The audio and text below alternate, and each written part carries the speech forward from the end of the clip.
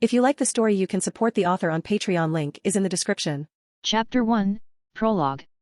We're just ordinary folks, caught up in this crazy world. Rushing through life, not a moment to breathe. We're no saints, so stray thoughts are inevitable. Morals?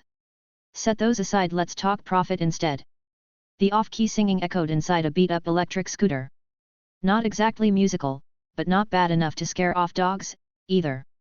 The driver bobbed his head to his own tune, cruising along under the pale glow of a flickering street lamp. Ever seen the city at 1 a.m.?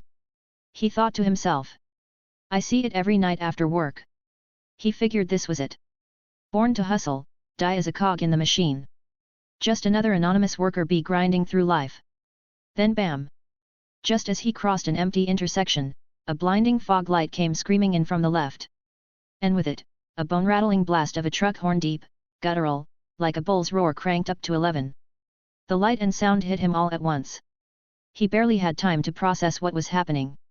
Still gripping the handlebars, he instinctively turned his head left. Ah!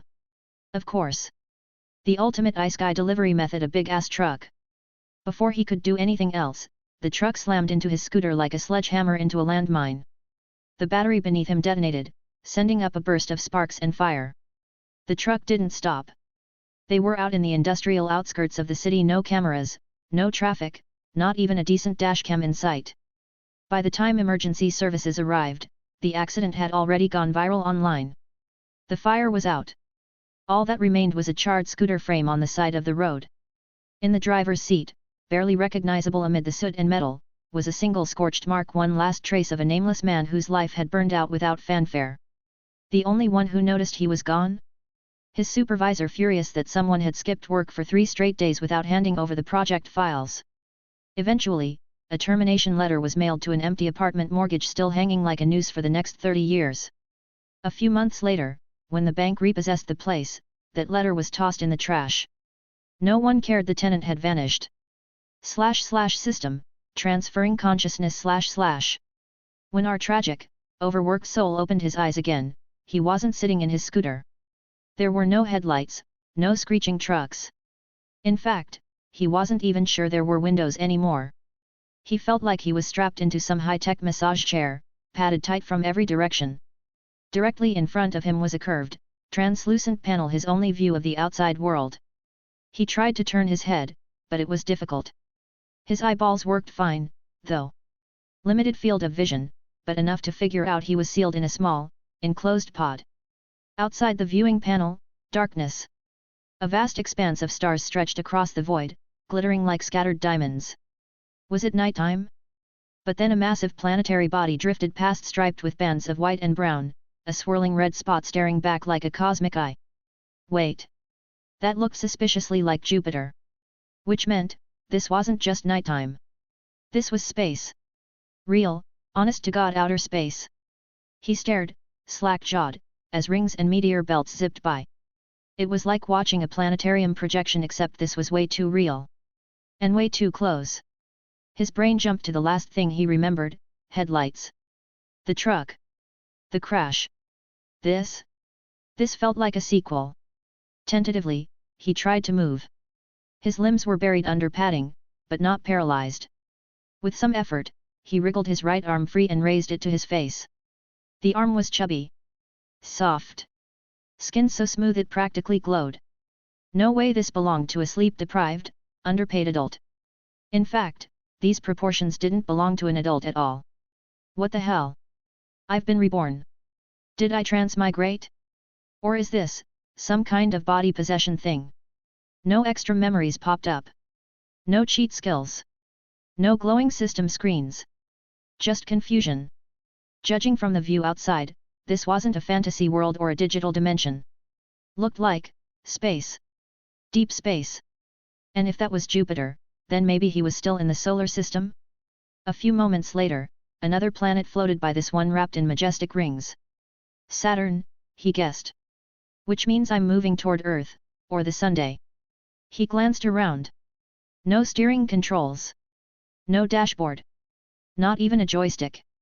Whatever this pod was, it didn't seem pilotable. Either it was flying itself or gravity was doing the job. Option A meant he was going home. Option B meant he was heading into the sun. Fantastic. Just got reincarnated, and now I'm about to get incinerated. Maybe this was the sci-fi version of crossing the river Styx. With a resigned sigh, he stopped thinking about how to escape. There wasn't much he could do anyway. The pod was cramped, techless, and absolutely not interactive. Was this one of those futuristic space funerals? Like burying someone at sea during the age of exploration, except now we launched corpses into orbit? Was he riding a space coffin? Or was this a scion pod? That thought made him smirk. He imagined reaching behind to check for a monkey tail, then realized he couldn't move enough to confirm. Man, Dragon Ball really was a product of its time, he mused. Send a baby to conquer Earth? Dude probably couldn't conquer a bottle of formula. He rolled his eyes, picturing some evil overlord sending his daughter to fight heroes. A one-way ticket to rebellion. But his sarcasm was interrupted when the pod shifted. Outside the viewing panel, a beautiful blue planet appeared, half shrouded in night. The dark side glimmered faintly with lights. Artificial ones. So, civilization still existed. That was a good sign. No cavemen. No medieval witch hunters. Looked like he was landing in a modern world. As the pod began its descent, it passed by orbiting satellites, blinking steadily in the dark. He was too busy ranting internally to reflect on his identity or lack thereof. Then the pod hit the atmosphere. Flames licked across the viewport as the hull superheated, but the interior remained cool and still. No turbulence. No G-force. Just a smooth, eerily calm ride. This thing was way beyond Earth tech. If it wasn't alien, it was at least next-gen alien adjacent. Or maybe it really was just a coffin. Then, who was he? He braced himself for the worst. What if this was Planet of the Apes? A bunch of hyper-intelligent chimps pulling him from his pod? Please no monkey men. Please no monkey men. To his relief, what greeted him wasn't simians but a group of burly guys in snow-white parkas, speaking in thick Russian. The pod had landed in the middle of a snowstorm. Somewhere remote. Cold as hell. He opened his mouth to speak, maybe throw out a, but what came out was wah. A baby's cry. Yab. No mistaking it now. Short limbs. Chubby body. Tiny lungs. He hadn't just reincarnated. He'd been reborn. As a literal baby. In Siberia. In the snow. Fantastic. Chapter 2, contained in Siberia. Q. Do aliens have human rights? A. When they show up in warships, parked in orbit with cannons aimed at Earth? Oh, hell yeah. You bet they do. We'd be talking peace treaties and diplomatic immunity real fast. But if it's just one alien, alone? No backup? Human rights? Nah. Lab rat rights, at best. That's how the one they dubbed NLO Odin, UFO-1 ended up where he was now. A sealed, windowless room buried somewhere deep beneath the Siberian permafrost. No sun. No clock. No doors that open without permission. The cell was stark. One bed, one sink, one toilet. It looked less like a prison and more like the kind of hospital room you'd see in a Cold War-era biolab. A Soviet take on minimalist chic, white walls scrubbed sterile, chrome fixtures polished to mirror shine. Ironically, the cell was actually larger than the tiny apartment he'd worked 30 years to mortgage in his last life. But there was no decor. No partitions. Just an open, soulless box. And he didn't even control the lights. Those were managed externally, probably by a guy in a white lab coat, watching through a one-way mirror. His wardrobe options? 2 states, naked, or wrapped in a clinical white gown that looked like something between a hospital smock and a toddler's onesie. The only difference? No exposed butt. In the early years when he was still a literal infant, someone would at least feed him formula. But once he was weaned? Nutrition paste. Bland, barely edible, and never enough. He was constantly hungry. Not starving, just perpetually unsatisfied. The room was too clean to even find a bug to snack on. No cockroaches. No rats. No lizards. Just spotless emptiness. The only thing he could grab? Yeah, sometimes what was still in the toilet. But no.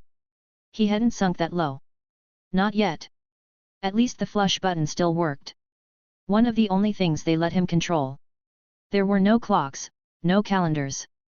His only way to track time was by the rhythm of lights turning on and off. Meals came 3 times a day sometimes. But no seasons, no weather, no natural cycles. Temperature? Always the same. No spring chill, no summer heat. The sterile kind of climate control that made you forget what nature ever felt like. And the weirdest part? He never got sick. Not once. No colds, no fevers, no flu. Not even a sniffle. But he wasn't healthy either. He was stuck in that grey zone, malnourished, exhausted, surviving on fumes. They rarely spoke to him. Doctors, scientists, whatever they were, always kept their distance. The only times he was physically handled were during blood draws and exams. Even then, they were silent, cautious. Hell, the room was only ever cleaned when he was taken out for testing. Left a crumb? It vanished. Hid a bit of food behind the toilet? Gone. Probably dissected. Eventually, he stopped trying to leave messages or stash things. No point. At first, he didn't understand the isolation. Wouldn't they at least try to talk to an alien? Try to get some kind of intel? But then it hit him. They didn't expect him to have any. He'd landed as a baby. How much critical intel could a damn infant possibly know? What were they gonna ask? How does it feel to ride a spaceship while still in diapers? What's your planet's tech level? Any plans to invade Earth? He wasn't even sure how he got here. No memories. No knowledge. So really, the only things of value were his body and the pod he came in. No wonder they treated him like he was radioactive. Anyone who came near him wore full hazmat suits. Even the guys in lab coats only observed him from behind thick glass. He'd once considered shouting something like, "I come in peace. I was raised under the red flag of socialism." Just to break the silence. But honestly, he wasn't even sure this was his Earth. Yeah, the people looked Slavic. Not chimpanzees or aliens. The language sounded Russian. Not English, not Japanese. Definitely not German. But if he said something too familiar, too specific about Earth, they'd wonder, how the hell does the alien know that?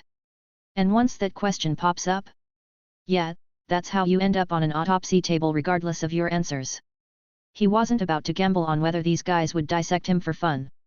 So he stayed quiet. He knew better. In this world or any world, the only good alien is a dead alien. And the only way to stay alive was to play dumb, stay passive, and never challenge the system's cold, steel boot. No French revolutionary spirit here. He wasn't gonna rise up, break chains, and scream liberté. He was a career desk jockey. A veteran of 990 SIXS turned 007 schedule work to the bone, paid in peanuts, emotionally numb. His dream of being adopted by a rich cougar never panned out. He'd just existed. Now? No games. No anime. No memes. No soda. No fried skewers or junk food. No phone. No music. No escape. He thought this was it. He'd grow up in isolation, poked and prodded until he died of old age in a sterile prison. But then something changed. The moment his body hit a certain stage of development, puberty, maybe, the white coats ramped things up. Hard. The first injuries were small, scratches, bruises. Controlled tests. Then came lacerations, punctures, burns. Electrocution. Blunt force trauma. Fractures. They broke his arm. Deliberately. Just to study bone regeneration. They weren't trying to torture him. Pain wasn't the point. Data was. They wanted to know how fast he healed. How strong his immune system was. How much voltage it took to knock him out. How much skin could burn before his vitals spiked. And it only got worse. The lab rat life had turned into something far more brutal. In his old life, his suffering was mental stress, exhaustion, burnout. He thought that was hard. This was a whole new category of hell. A rotating buffet of injuries. Endless pain. No recovery time. No mercy. He couldn't even guess what came next. Would they amputate a limb? Remove an organ just to see what happened? Inject him with pathogens? Parasites? Eventually, he'd just be a specimen. A display. Maybe a few labeled slices in a freezer somewhere. And the worst part? He didn't even know which was harder, the years of isolation. Or this. At least Castaway had a volleyball. He didn't even have Wilson. If not for the memories in his head, movies, anime, stories, music, a lifetime of cultural clutter, he would have cracked long ago. Now, though, he was circling the drain. Mentally shot. Physically mangled. Hope? Gone. So this is what karma looked like? He worked himself to death in one life, got reborn in a cage in the next? He had no idea how long he'd been here. But he knew one thing, the end started when the lights stayed on. They never turned off again. No meals were delivered. No doctors came. It was like he'd been forgotten. The faucet still worked, but food? Nothing. The starvation was sharp and cruel, clawing at his insides. His arm was still in a splint. He could barely move. The lights weren't searing, but constant. Sleep became impossible. Exhaustion built up like poison. In a bitter twist, he found himself missing the experiments. The pain, the trauma it had at least meant he was alive. That someone still cared enough to hurt him. Now? He was just fading. He wanted to scream in his native tongue. Just kill me already. Give me a last meal, damn it. But even if there had been grass to chew or bark to scrape, this place had none of it. He was starving in a sterile box, with no way out. Eventually, he considered the unthinkable. Eat his own flesh. But there wasn't enough of him to go around. He couldn't even lift his arm, let alone bite into it. The last thing he felt was his body shutting down. Heart slowing. Breathing shallow. Vision dimming. No fanfare. No flashing lights. Just. I'm so hungry. And then. Darkness. Chapter 3, Director's Log. Top Secret Research Site 40120191, Siberia. Director, Pyotr Roslov. April 20, 1970. Several days ago, a meteor was reported crashing deep in the Siberian wilderness. Upon investigation by the local military garrison, the object was confirmed not to be a natural meteorite but an artificial construct. A spacecraft. Of no known Soviet or American design. Inside it. A child. An infant. Orders from Moscow were clear. A containment and research facility is to be built around the impact zone immediately. The craft and the infant are to be studied in absolute secrecy. The subject is now designated Extraterrestrial 1. June 26, 1974. Some imbecile had the gall to suggest dissecting our only living specimen. What kind of idiot gets assigned to my facility? Who let their illegitimate son from a Kremlin brothel sneak onto my team to play scientist? Let the bastard rot in hell. He wants to blow our one lead on extraterrestrial biology before we even get results? He's either an American spy or a lunatic. I filed a report to the KGB. I want his background scrubbed, his lineage sterilized, his family tree set on fire. We don't need that kind of stupidity infecting the gene pool. August 14, 1976. Subject 1 is now 6 years old. Physiology appears largely human. Normal growth patterns. Bone structure. Internal organ placement. Vital signs. All normal. Too normal. Except one anomaly, the appetite. It's unclear what his metabolic baseline is. Some researchers proposed increasing his nutrient intake to test physical growth limits.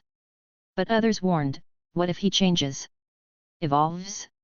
Becomes unmanageable? We've already had enough problems with mutants. Until we have a guaranteed containment method, I'm siding with the conservative camp. Growth will remain restricted. We only have one specimen.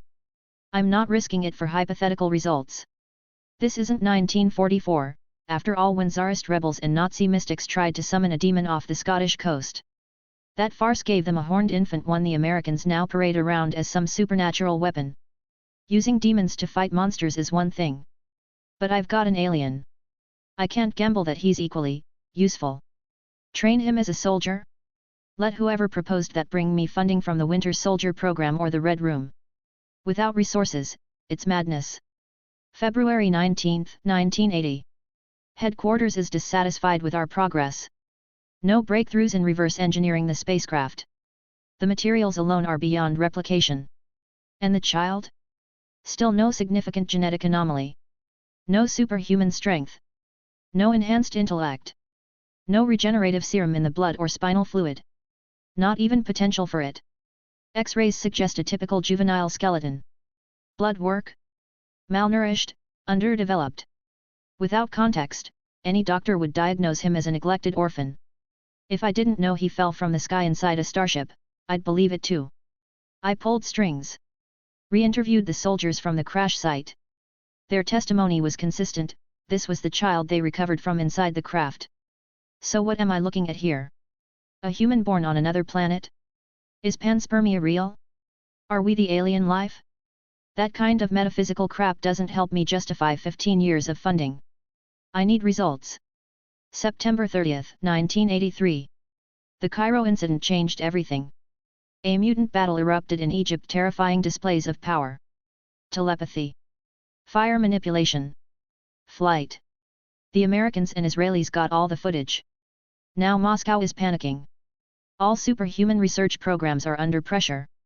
And our site? Labeled unproductive. What do they want from me?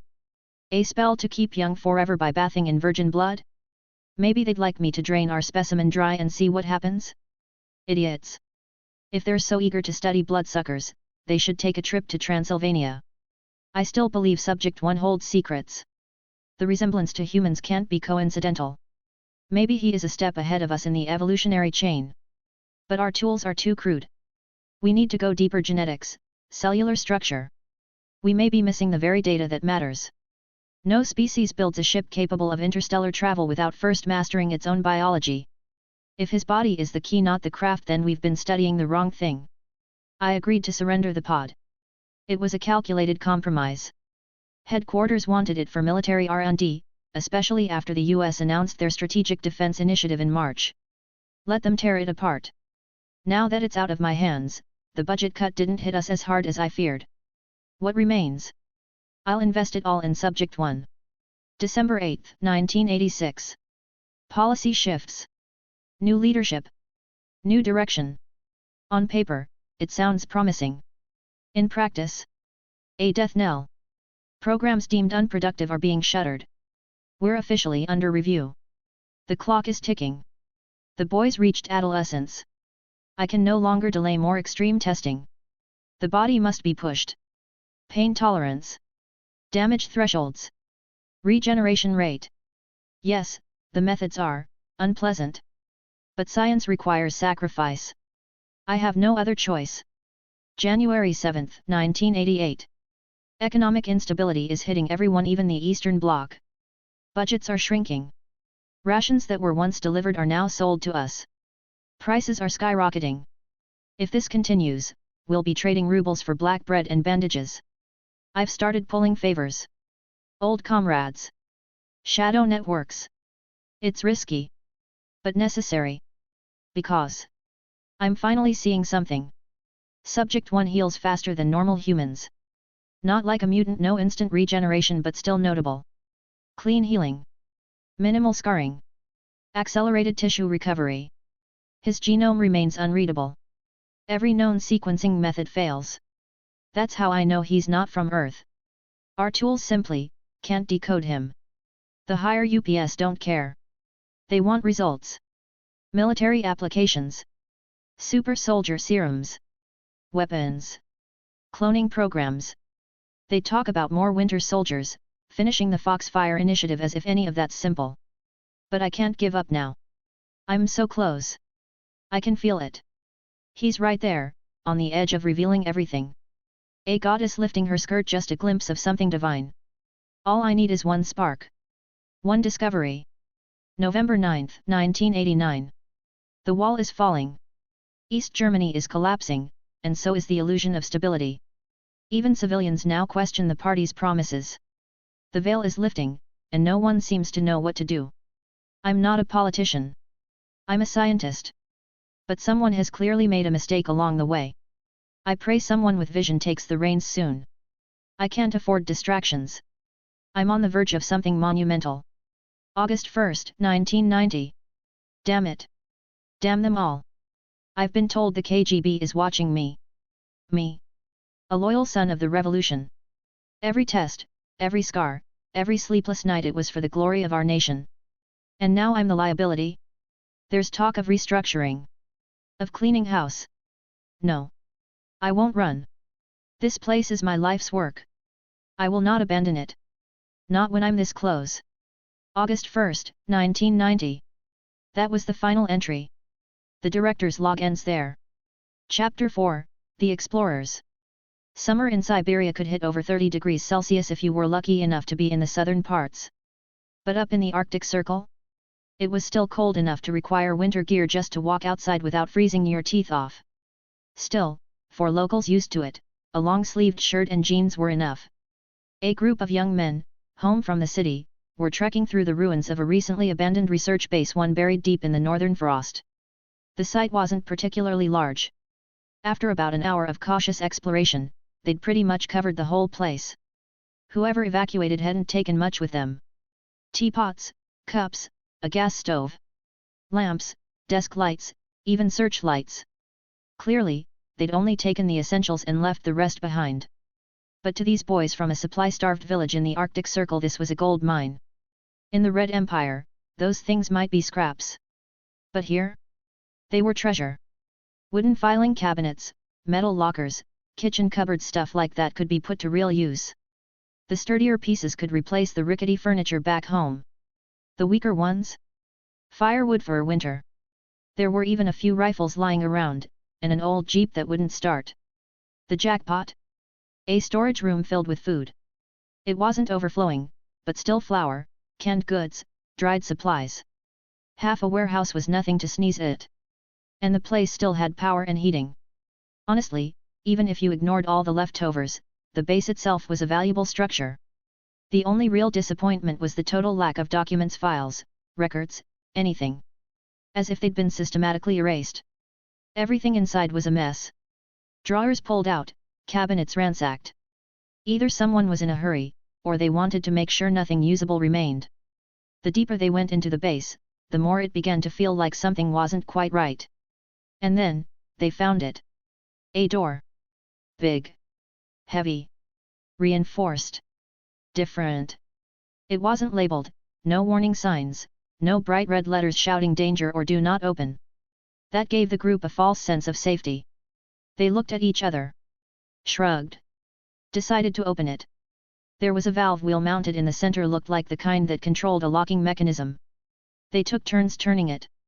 Sure enough, it released a series of internal locks, and the door creaked open with a metallic groan that echoed through the hall. Inside was a large room, bright, white, sterile. Not a shadow to be seen. The steel toilet and sink were cold gray and polished to a shine. But in the middle of the room, was something else. Someone.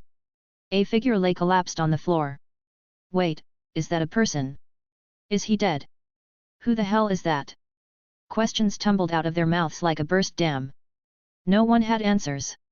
The tension rose like steam in a sealed room. This place was supposed to be abandoned. Empty.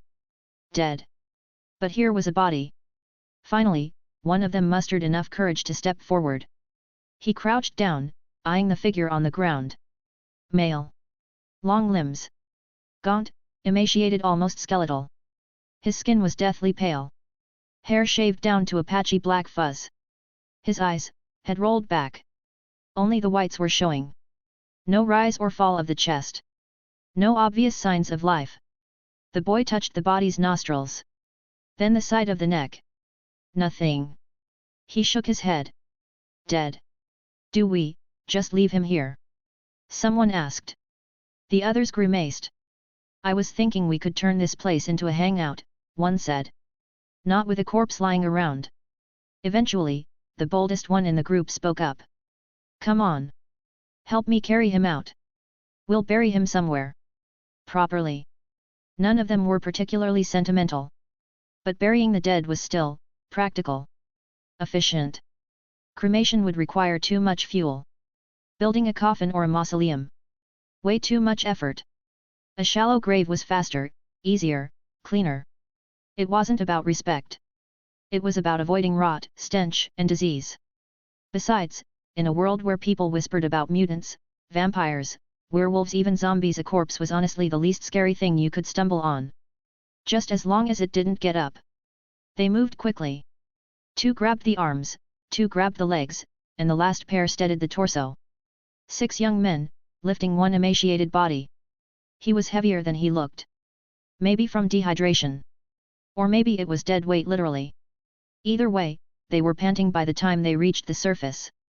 And none of them noticed the subtle change that began the moment the body hit sunlight. Up here, in Siberia's brief summer, the sun was a rare luxury. Warm. Precious. So the boys didn't avoid it. They marched straight across the compound, aiming for the woods beyond. The above-ground portion of the base had been disguised to look like a regular village. Satellite surveillance, aerial flyovers, they would have seen nothing but a small rural settlement.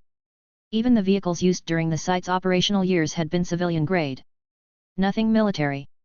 Nothing suspicious. Like any proper village, it had a small church. And beside it, a tiny cemetery. The boys figured it was as good a spot as any. Whoever this guy was, burying him in the fake graveyard of a fake village built on a fake research base somehow felt poetic. Besides, it's not like the government would notice an extra plot. But what they didn't see, what they couldn't have seen, was the way the body began to twitch under the sun's golden glare. Slowly. Delicately. As if life was returning. Chapter 5, A Sudden Awakening. Somewhere deep in his cells, buried within strands of DNA that defied human understanding, a dormant sequence flickered to life. Bathed in the golden light of Earth's yellow sun, that mysterious genetic code began to work. It didn't just revive him. It set him on fire from the inside out. Imagine pouring ice water into boiling oil. The explosion, the chaos, the agony. That's what his body went through as the solar radiation was absorbed, converted, and redistributed, flooding every inch of his broken, starved frame. But this wasn't just a simple boost in strength. The energy tore him apart and rebuilt him at a cellular level. Every nerve, every fiber, every fragile corner of his senses was yanked into overdrive. A breeze brushed his skin and it felt like a battering ram. Wind became a weapon, slamming into his hypersensitized nerves, reverberating through his organs, his bones. His ribs cracked. His liver spasmed. Then healed. Fast. And when it healed, it came back stronger. It was a brutal cycle: pain and repair, destruction and renewal. Over and over. A process of violent rebirth. Even frequencies beyond human hearing, ultrasound, infrasound, began hammering at his ears like jackhammers. Every faint vibration amplified to unbearable levels. His eardrums screamed, then adapted. Nerves rewired. Senses expanded. Smell, sight, touch, pain. All surged to incomprehensible acuity. And the brain? It had to keep up. His neurons fired like wildfire. Synaptic pathways overloaded and restructured. His mind was evolving just to process the torrent of raw sensory data. The truth is, no body, no matter how strong, could handle such input without adapting. A human frame would crumble. You don't slap an F1 engine into a bamboo go-kart and expect it to drive straight. It would tear itself apart. But his body didn't tear apart. It changed. Hardened. Adjusted. Each reinforced cell brought with it new potential capabilities he didn't yet understand. His frame was becoming more than human. Something faster. Something stronger. If this transformation had been gradual, maybe it wouldn't have hurt so damn much. But this was instantaneous. Brutal. Like a system update downloaded with a sledgehammer. And worst of all? His brain hadn't caught up. The hardware was evolving, sure, but the software? Still running on factory settings. His thoughts were still his own. Still human. Still slow. It was like trying to run a next-gen game on a Windows 95 rig. The power was there, but the interface was busted. Glitched. The data flooding in had no filters. Signals crossed. Sensory wires misfired. Vision bled into sound. Smell tripped memories. Emotions crashed against instinct. He couldn't think. Couldn't focus. His brain was just another victim of the chaos. Fortunately, his body knew what to do even if he didn't. Muscle memory. Survival instinct. Reflex. The corpse wasn't a corpse anymore. It just hadn't told anyone yet. The switch flipped when the young men finally reached the cemetery. They dropped him unceremoniously onto the ground, joking about where to dig the hole. That drop? That final jolt? To him, it was like setting off a bomb beside his ear. And that did it. The dead man shot upright with a scream that shattered the quiet. The boys screamed back, except theirs were the screams of terror. The kind that made grown men piss themselves. Zombies were the worst case scenario. You could shoot a vampire. Run from a werewolf. Bargain with a witch. But a corpse that just got up? Nobody knew how to kill something that had already died once. Get the shovel. Shoot it. Run. But before they could even decide on a plan, the resurrected man bolted so fast he left a gust of wind in his wake. He wasn't running from them. He was running toward something. The sun. His brain was still scrambled. Thoughts incoherent. Instinct in the driver's seat.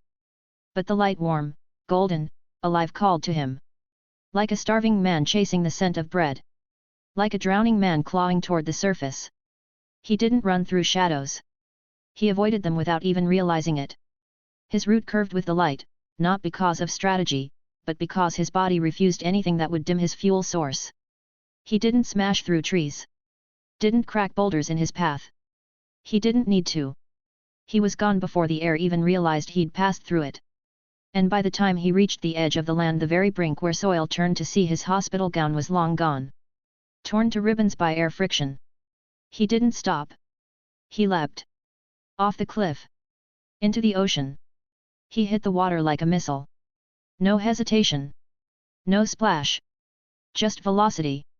The shockwave split the waves like a sonic boom. A rolling wall of white water exploded outward, as if a warship had crashed down from orbit. But the farther he went, the slower he became. The glow of transformation dimmed. The borrowed strength faded. Eventually, the water won. He drifted. Floated. And finally, collapsed on a frozen beach, cold and breathless, half submerged in icy surf. Alive. But only barely. Chapter 6, Rescue. What does it feel like to wake up from hunger? Like someone clamped a wrench onto your gut and twisted. Over. And over. Until it felt like your insides were being wrung dry. The kind of pain that makes you curl up like a boiled shrimp, teeth clenched, fists buried in your stomach. He didn't think he was lucky to be alive. He didn't think anything, really, except that everything hurt, and he was definitely not dead. New bedding. New air. A ceiling that wasn't metal. His brain registered all of it, but didn't exactly process. It was like information was flowing in but not sticking. Just static. Welcome back, stranger. The voice was old. Gravelly. Belonged to a wiry man with a head of white hair and a mustache that looked like the only thing on him that had ever been trimmed on purpose. He sat by an unlit fireplace, a half-filled glass of cheap amber whiskey in hand. So, that guy was talking to him? The thought sparked a flash of pain in his head, like someone drove an ice pick straight into his temple. The hunger twisted again in his gut, but the headache somehow drowned it out. Still, something had changed. His mind wasn't the mess it had been. The flood of chaotic signals from his enhanced senses had somehow been sorted. Not quiet, but manageable. He blinked. Wait a minute, was the old man speaking English? He'd studied it in school. Barely. Just enough to fail the entrance exam and cry about it. In a normal conversation, he'd maybe catch one word in 10. But this? He understood it. Every word. Wait, how? The thought barely formed before another spike of pain punched through his skull, like his brain didn't appreciate being questioned. The old man raised an eyebrow, watching the play of expressions across his face. Confusion. Realization. Pain. Panic. Grimace. The whole show. Jesus, the old man muttered under his breath. Did I just rescue a lunatic? He shifted slightly, his hand drifting behind the chair where a shotgun rested in the shadows. Just in case. But then the man on the bed moved. Not to attack. To eat. He saw the food, cold fries, a dense roll of bread sitting beside the bed, and lunged for it like a starving wolf. And truly, he was starving. His body demanded fuel. His cells were screaming for energy, every fiber still riding the wave of solar-charged transformation. Any normal human, after prolonged starvation, would have retched from that kind of solid food. But his digestive system? Forged in fire. He could have eaten rebar and probably broken it down for protein. Still, even eating wasn't easy. From the first bite, his senses kicked in again, hyper-responsive, hypersensitive. Every crunch, every grain of starch, every trace of oil triggered 1,000 reactions, every one of them fed back into his brain like diagnostic reports. He didn't just eat the food, he experienced it. In frames. Like someone had paused time and annotated every molecule. It wasn't just a meal, it was data. And his brain struggled to parse it all. The fries tasted of starch, yes, but also dozens of trace elements, oils, and flavoring agents he couldn't identify. It was like staring at a half-completed puzzle, glaring at all the missing pieces. Frustrating. Maddening. But strangely, grounding. The confusion, the irritation, it helped. Like a tangled knot finally being tugged into clarity. His mind, once overwhelmed, began to thread itself into something resembling order. To the old man, it probably looked like nothing more than a few seconds of twitchy chewing and twitchier blinking. Then, calm. Then, realization. The man on the bed looked down at himself. He was completely naked. He yelped like a kicked puppy and grabbed the blanket, pulling it up to his chest in a panic. The old man just stared, unimpressed. "Don't get all modest now," he said, dryly. "You were face down on the beach yesterday, butt naked and half dead. The surf was washing you like you were laundry on spin cycle." He took a sip of whiskey. "I figured people don't usually bathe like that. Took me half an hour to drag your freezing carcass to my truck and get you back here. Dried you off, dumped you on my only bed, and passed out from the effort. You're welcome, by the way." He gestured lazily to a bundle of clothes nearby. "Didn't see any luggage. So, that's what I got. Don't complain." The words came through clearly. Crystal clear. And the man on the bed couldn't explain how he understood them, but he did. No subtitles. No guesswork. Just comprehension. He didn't waste time overthinking it. Just grabbed the shirt and tried to pull it over his head. Ryeb. The shirt tore like paper. He froze. Looked down. His arms. His chest. His strength was still out of whack. He and the old man locked eyes. Awkward silence.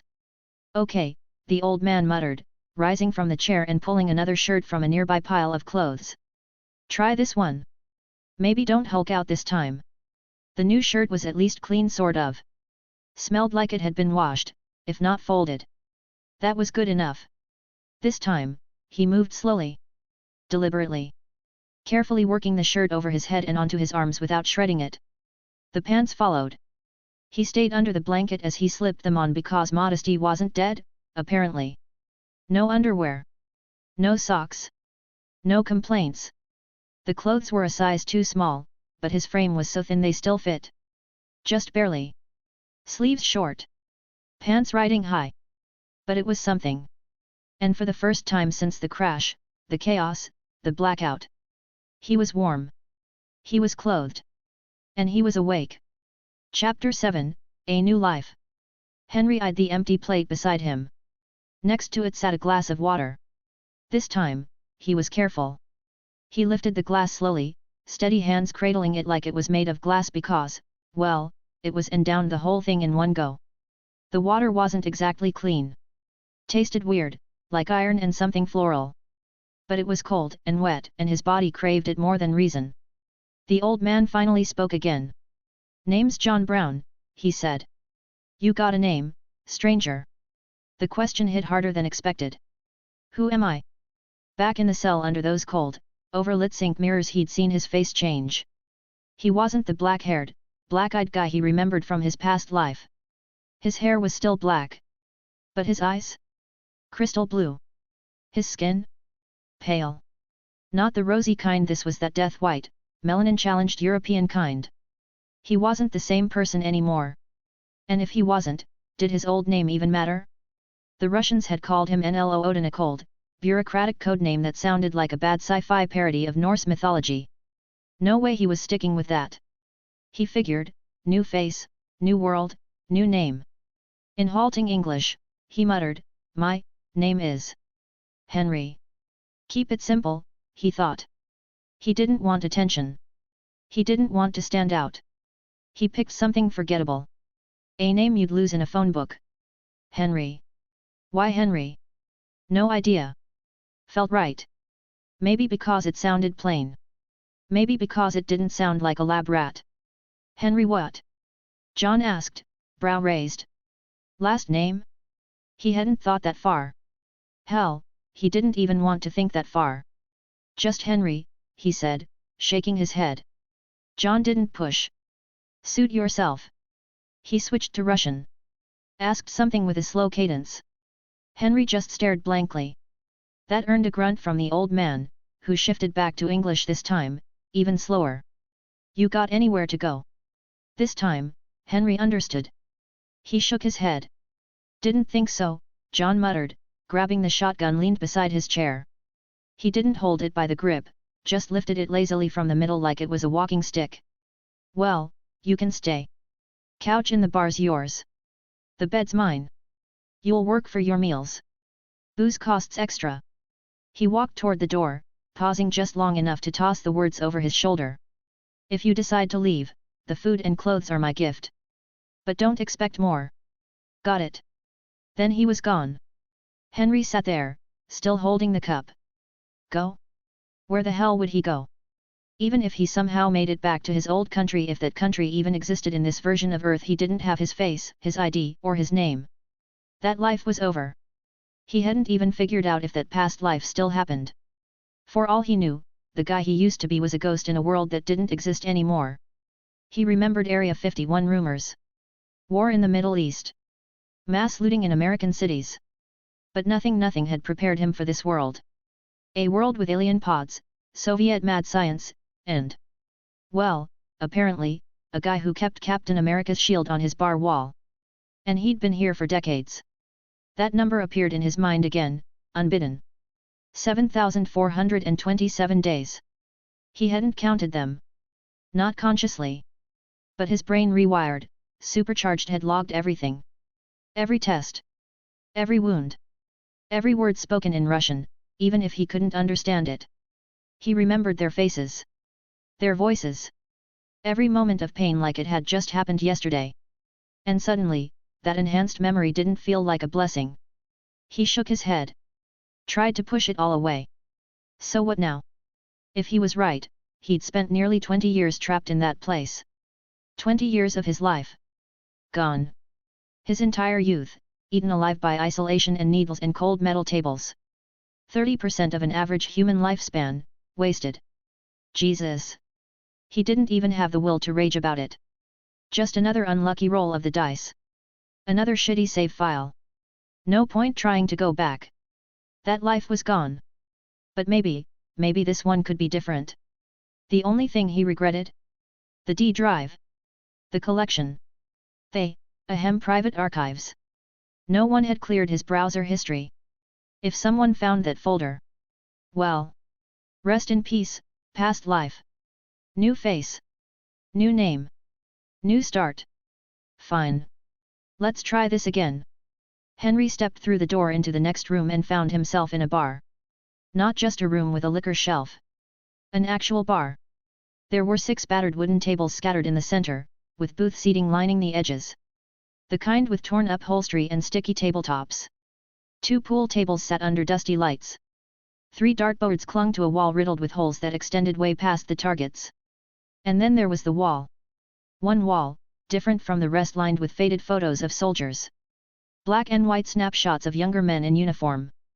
And in the center of it all, a replica of Captain America's shield. Henry blinked. Behind the bar, John was already arranging bottles, cleaning glasses like nothing was out of the ordinary. Henry walked up to the counter and pointed at the shield.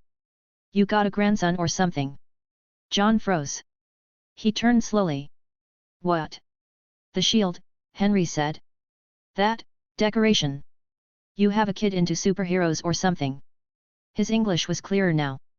Smoother. It didn't even register how fast it was improving. John stared at the shield. Something flickered in his expression. Nostalgia, maybe. Or loss. I bought it, he said quietly. Henry squinted. You bought that? John nodded. Back in the war. I almost made the cut for the Howling Commandos. Never did. But I fought alongside them enough. He reached for a glass, gave it a quick wipe, and poured himself a drink. Serving with a man like Steve Rogers. He said, voice low, reverent. You don't forget that. Hanging the shield on the wall is the least I can do. Henry stared at the shield. His brain started connecting dots he didn't want to connect. Aliens. Superpowers. Cryolabs. Mutants. And now Captain America. The real one. Holy sh. Where the hell had he landed? Chapter 8, Where am I? Old John's bar wasn't exactly a hot spot. On most days, one man behind the counter was more than enough. Still, he kept Henry around. Let him crash on the old couch in the back and put him to work bussing tables, sweeping floors, taking out the trash, whatever needed doing. In return, Henry got 3 square meals a day. Which surprised even him. He'd always known he had an appetite. But this was next level. Most folks measured steak in ounces. Henry ate in pounds. Whole pounds. Mashed potatoes, the kind everyone else saw as filler or pig slop. He'd down an entire pot like it was gourmet. Maybe it was the years of starvation. Maybe it was just biology catching up. Either way, the moment he had access to food, it was like a switch flipped. Eat now. Question later. And yet, John never said a word. He just kept the meals coming, same gruff silence, same tired shrug. Eventually, Henry started feeling bad about it. Sure, he had no shame, but he wasn't a freeloader. Not completely. So he worked. Even if the bar was a dusty ghost of its glory days, he made sure it stayed clean. Tables wiped. Ashtrays emptied. Wood floors swept. He didn't complain. And strangely enough, the longer he stayed, the easier things got. Language, for one. Back home, English was that subject you passed by memorizing vocabulary and praying for multiple choice. He'd been terrible at it. Now? It flowed. Reading, writing, speaking, it all came as naturally as breathing. Like the language center of his brain had received a god-tier firmware update. Sure, he still had a weird accent. But even those were fading, fast. Between John's grumbling and the local townsfolk's idle bar banter, he was blending in faster than he expected. And he wasn't exactly hiding, either. In a place like this, a nowhere town in the middle of Alaska, every stranger was noticed. Working in John's bar made him practically family. No one asked too many questions, but introductions were inevitable. And Henry didn't resist them. He figured it was safer to blend in than act suspicious. As for the powers? Yet. He still had them. Strength. Reflexes. Hypersenses. He was aware of every enhanced ability inside his body, but he never flaunted them. Years of being a corporate cog in his past life had taught him the ultimate survival skill. Stay invisible. Don't stand out. Don't draw attention. Just show up, do your job, and make sure no one ever learns your name unless it's on a paycheck. Even now, with strength that could probably rip through steel, he moved with careful, deliberate restraint. No broken chairs. No bent doorknobs. No one ever saw anything unusual. He walked softly, kept quiet, smiled when necessary, and always let others go first. That wasn't just habit anymore. That was strategy. His hearing could pick up whispers through walls. His vision could read receipts from across the bar. His sense of smell? Sharp enough to catalog every customer's shampoo. But he ignored all of it. Because real survival wasn't about power. It was about knowing when not to use it. As for taste? Well, that was a mixed bag. Every bite was now an experience. He could tell what oil a fry was cooked in, how long it had sat under a heat lamp, and whether the ketchup had been watered down. Sometimes? That sucked. But hey, could be worse. And speaking of worse, there was the question he hadn't stopped asking since he woke up. What the hell am I? He wasn't human anymore. Not really. Sunlight made him stronger. Much stronger. The more he soaked in, the more alive he felt. He could practically feel his cells humming, like batteries charging. Hair still black. Eyes now a brilliant blue. White skin like fresh snow. No tail. No full moon transformations. So, not a scion. Damn. But alien? Definitely. Probably. He'd come from space, after all. Crashed in a pod. Strength tied to solar exposure. The more he thought about it, the more one name echoed in his brain. Superman. Or more accurately, Kryptonian. Which begged a horrifying question. Did I end up in the wrong franchise? Because everything so far pointed toward something else entirely. He'd heard the locals talk. About the super soldier. About a man named Steve Rogers. About Captain America. And they weren't just rumors. They had photos. Old news clippings. Trading cards. John had even shown him a yellowing photo, grainy but unmistakable, him in uniform, standing beside a tall, square-jawed figure in red, white, and blue. No way that was fake. This world, this was the real deal. This was Marvel. And not just Marvel with spandex and Saturday morning cartoons. No, this was the dark, gritty, Cold War shadow ops Marvel. The kind where mutants existed and people disappeared into underground labs. He'd read the papers. Listened to gossip. The Brotherhood and the X-Men were real. He remembered the Cuban Missile Crisis getting tangled up with mutant sightings. The Egyptian Mutant War in '83. Headlines twisted by politics. Rumors dismissed, but never denied. People talked about vampires and werewolves, too. Not the sexy Hollywood kind. The kind that leveled entire towns, left fields full of bodies, and never made the evening news. Or only made the weird news. The government's response? Vague denials. Half-truths. Carefully crafted ignorance. They weren't trying to suppress the truth. They were managing panic. Gun debates raged every year and never went anywhere. Not because of the usual politics. Because in this world, guns were the only thing between civilians and monsters. Henry took it all in. Piece by piece. He didn't panic. He adapted. This was Earth. Marvel Edition. And just to put a cherry on top, the year was 1990. The location, some no-name Alaskan town. The country, United States. And just for fun, when Henry asked John where exactly they were, the old man had looked him straight in the eye and said, Alaska. Earth. Just in case. Whether it was a joke or not, Henry didn't know. Didn't care, either. John wasn't dumb. Far from it. The man had buried 2 sons, outlived 2 daughters-in-law, and seen more war than Henry could imagine. He didn't care what Henry was, or where he came from. He just made sure Henry got fed. And reminded him every once in a while that he wasn't invisible. Chapter 9, Old John's Way with Words. John's bar wasn't exactly a booming business. Not because it was bad, just because the town itself was dying. Most of the young people had left for the cities long ago. Those who remained were gray-haired, stiff-jointed, and one missed Snowfall away from calling it quits. Which meant the bar had a very specific clientele. Locals. Regulars. Familiar faces. Everyone knew each other by name, by voice, and often by the sound of their boots coming up the porch steps. John didn't even bother bartending half the time. He'd be fixing something in the back or asleep in his chair, and the regulars would help themselves. Grab a glass. Pour a drink. Pop a beer. Drop a few bills in the tip jar. Business as usual.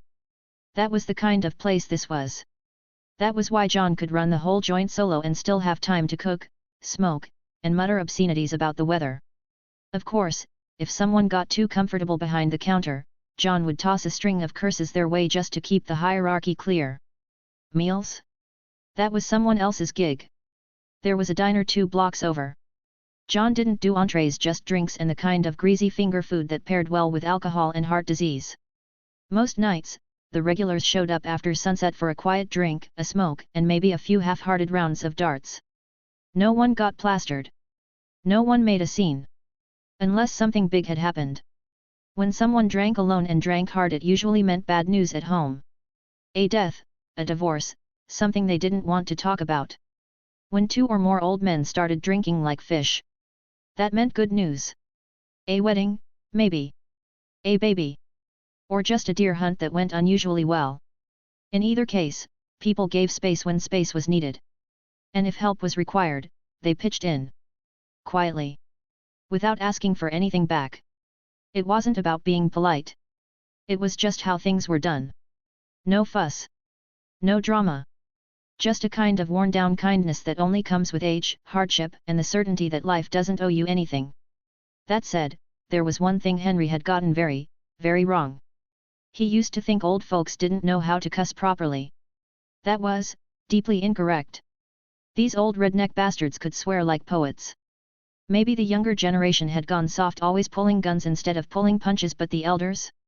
They'd grown up with roast battles before anyone knew what stand-up comedy was. And in this bar, roasting each other was practically a second language. Henry had witnessed scenes like this more than once. Well, look what the cat dragged in. I thought you were dead, you slippery bastard. I was about to start charging rent for the stool you left empty. And yet here you are, still breathing. Must have been a clerical error at the morgue. Give me a beer before your ugly mug makes me lose my appetite. $10. 10. Are you robbing me or paying off a bar mitzvah? You Jewish now, John? Same price it's been for 10 years, you tight-fisted Scottish son of a bitch. You should be paying me to drink here. I'm what keeps this dump alive. I'll take your money and donate it to the church to reserve you a grave plot. That kind of banter happened daily. Sometimes hourly. It was less trash talk and more ritual. A verbal handshake with a bit of spit in it. Racist jokes, sexist jabs, fat shaming, age shaming, you name it. Nothing was off limits. This was 1990, after all. The world hadn't gone full political correctness yet, and these guys weren't about to start now. And somehow, it worked. Henry didn't understand half of it at first. Cultural context, timing, delivery, some jokes flew right over his head. But he learned. Quickly. Because not learning meant standing out. And standing out? That wasn't part of the plan. He wasn't trying to be some streetwise black kid with attitude. He wasn't trying to be the polite, deferential Asian guy either. This place wasn't gonna respect a guy for being quiet and humble.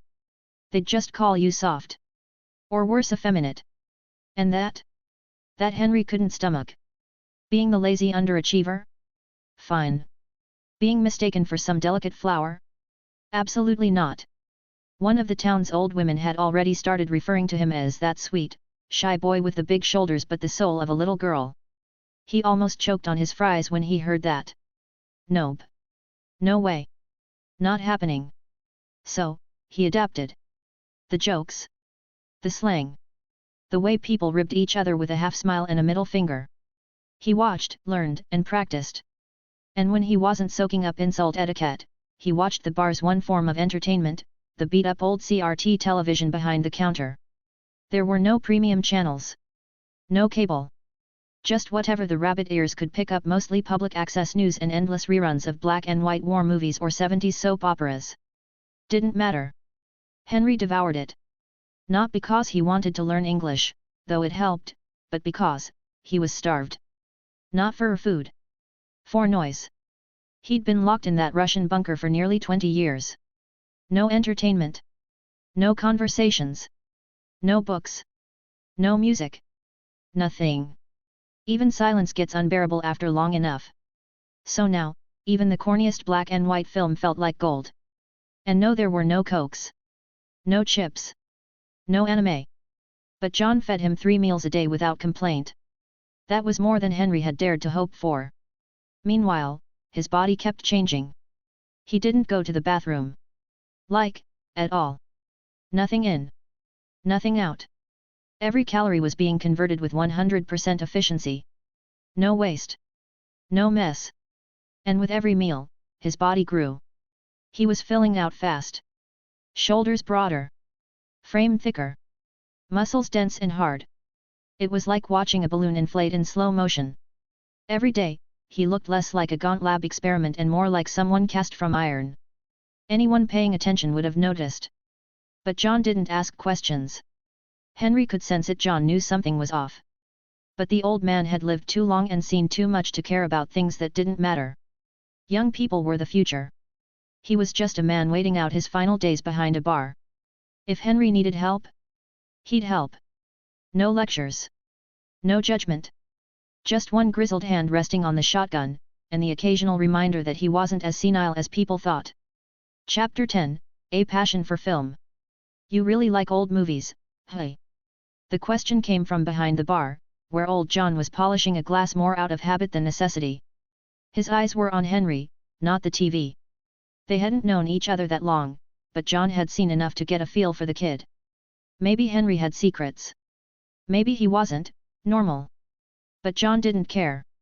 He was an old-school kind of man. You lend a hand to the next generation, sure, but what they do with that help? That was their story. All he asked was honesty, humility, and a willingness to work without whining. The kind of values his generation clung to like gospel. And Henry? For all his quirks, he passed the test.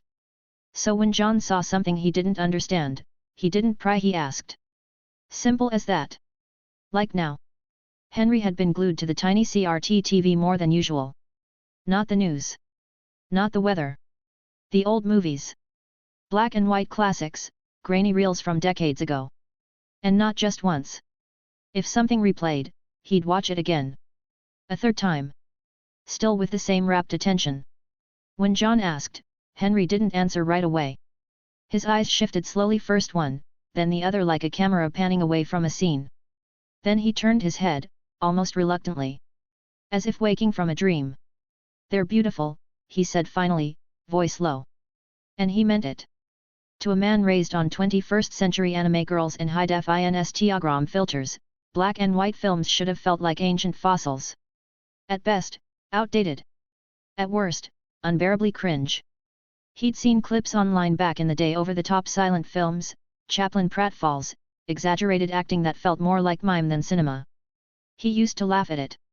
But after nearly 20 years in a sterile, lightless lab with no music, no books, no color, no people, even a scratchy movie on a busted TV screen was a revelation. At first, it was just something to fill the silence. But now, it was everything. He wasn't watching for film school aesthetics. He didn't care about camera angles, lighting, or editing. What hooked him was simpler. Purer. The women. The actresses of Hollywood's golden age. Their elegance. Their mystique. Their faces. No filters. No heavy contouring. Just raw, natural charm. He'd been without beauty for so long, his eyes starved for softness, for warmth, that even grayscale radiance felt like sunlight. And one woman in particular stole his breath every time. Audrey Hepburn. At that moment, she was riding shotgun on a Vespa through Rome, her laughter ringing out in glorious black and white. Roman Holiday was playing again, and Henry didn't even try to hide the dreamy look on his face. She's what real dreams are made of, he muttered, gesturing at the screen. John snorted in agreement. Golden Age actresses aren't like the plastic ones we got now. Not every woman who pouts at the camera is a Monroe. Monroe, hey, Henry said, with a raised brow and a half-smile. No offense, but I'll take Audrey over Marilyn any day. He wasn't dissing Monroe directly, but his tone made it clear, class over cleavage, every time. That got a rise out of the regulars. A chorus of old man groans and soda-can hisses erupted from around the room. Kids got no taste, one of them grumbled. You ever tried cuddling a stick? Bones'll poke your ribs. Monroe had curves you could drown in. She was America's sweetheart, another added. Audrey looks like she'd vanish if you sneezed too hard. You fools, someone else cut in. Garbo. Greta Garbo was the real goddess. Cold as ice, but worth burning for. Bah, you all lack vision, said a grey-bearded man by the jukebox. Hetty Lammer, that woman was pure lust in human form.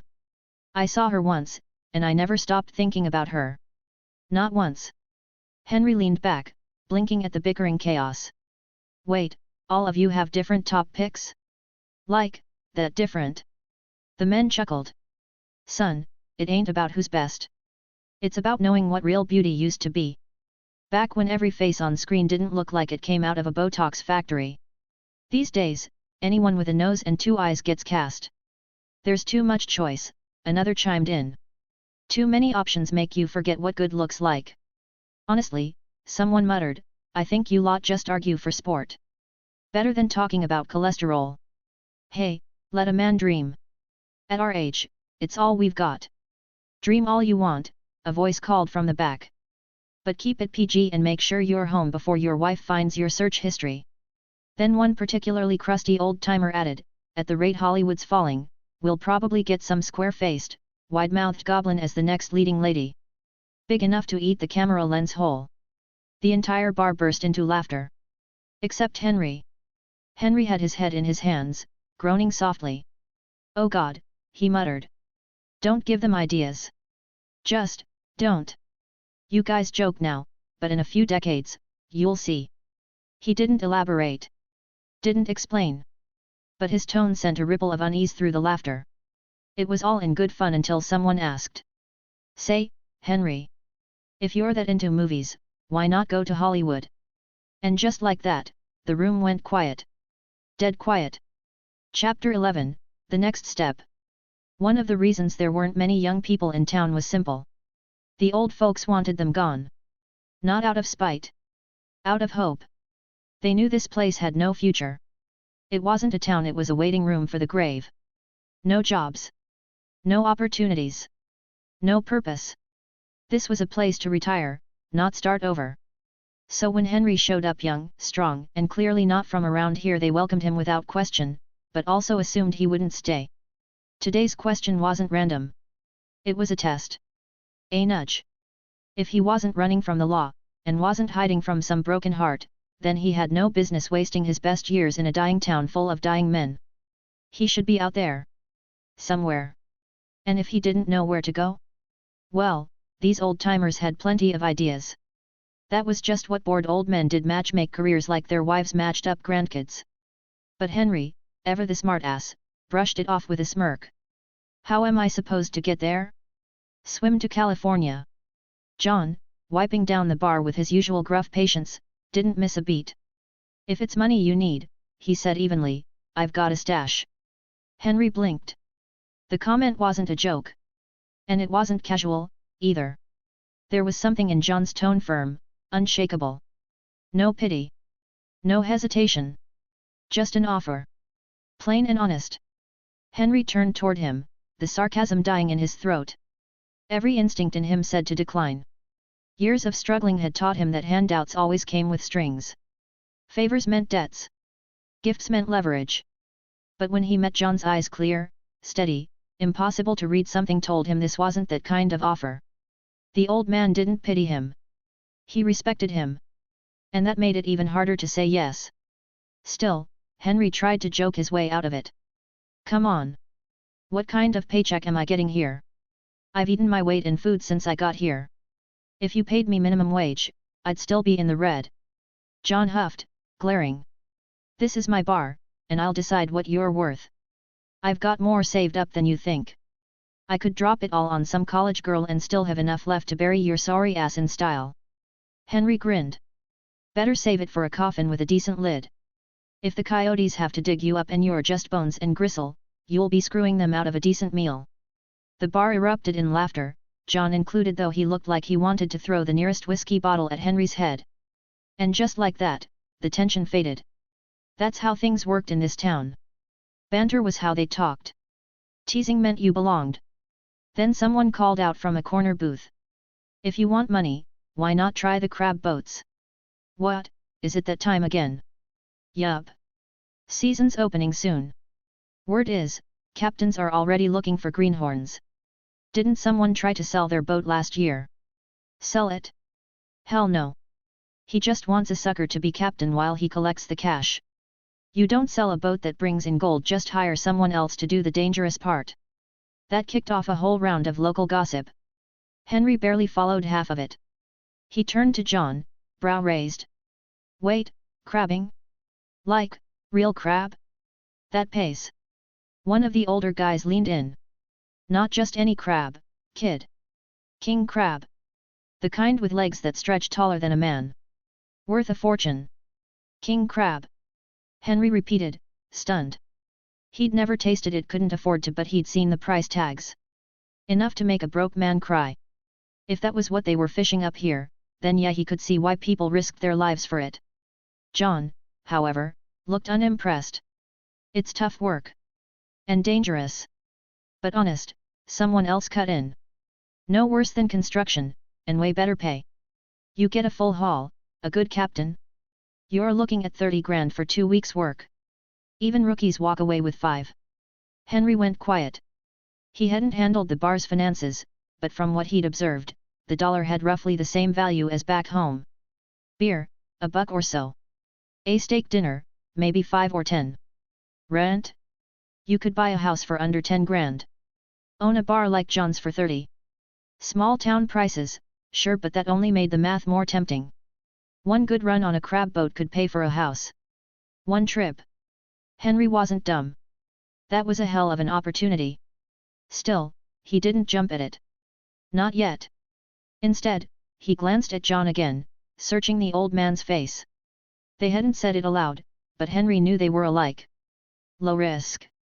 Low profile. Survive first, dream later.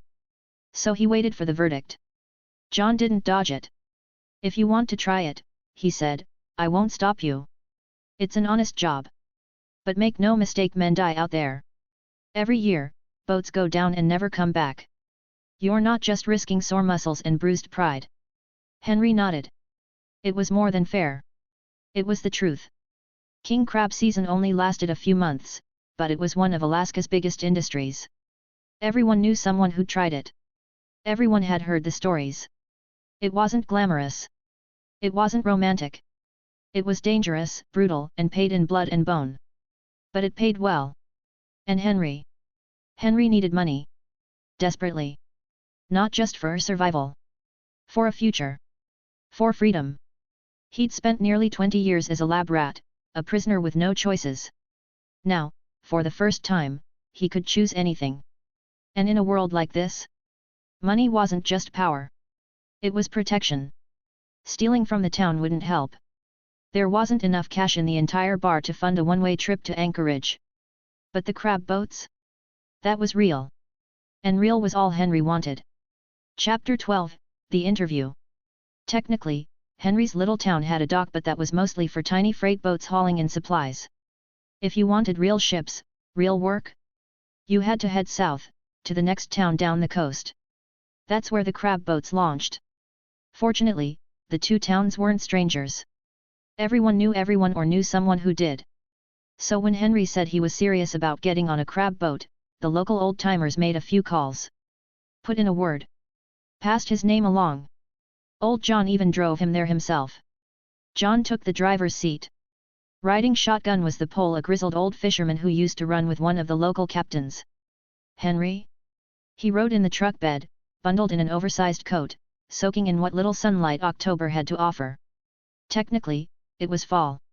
In Alaska, it felt like winter had already arrived. But Henry didn't mind. The chill air didn't bite as sharply as it used to. Not anymore. If anything, he welcomed the sun. Just sitting there, arms folded and face tilted upward, he felt charged. He wasn't stupid enough to sunbathe like a lunatic in front of everyone just in case his Kryptonian theory turned out to be true, but that didn't mean he didn't enjoy it. And riding in the back like this? It felt familiar. John had told him after he found Henry unconscious on the beach, he'd tossed him in the truck bed just like this and drove him back into town. Full circle, in a weird way. Not far, they said. Which, in Alaskan terms, meant 3.5 hours of doing 70 on half-frozen roads. Henry now understood that close meant something very different up here. Maybe it was measured in dinosaur spinal cord lengths or some other impossible metric. When they finally pulled into the harbor town, Henry caught his first real glimpse of what crab season looked like. The docks were alive with noise and motion, grizzled men hauling gear, welding equipment humming, crates being loaded, ropes coiled and uncoiled with practiced speed. Boats lined the wharf in long rows, hulls stained by rust and salt. This was crab season. October to November. The only time of year when hundreds of boats launched into the freezing waters of the Bering Sea to catch king crab, the kind of beast you paid top dollar for at fine restaurants. 2 months. $500 million. That was the scale. People made their year's wages in weeks. Some lived like kings off a single run. But others never came back at all.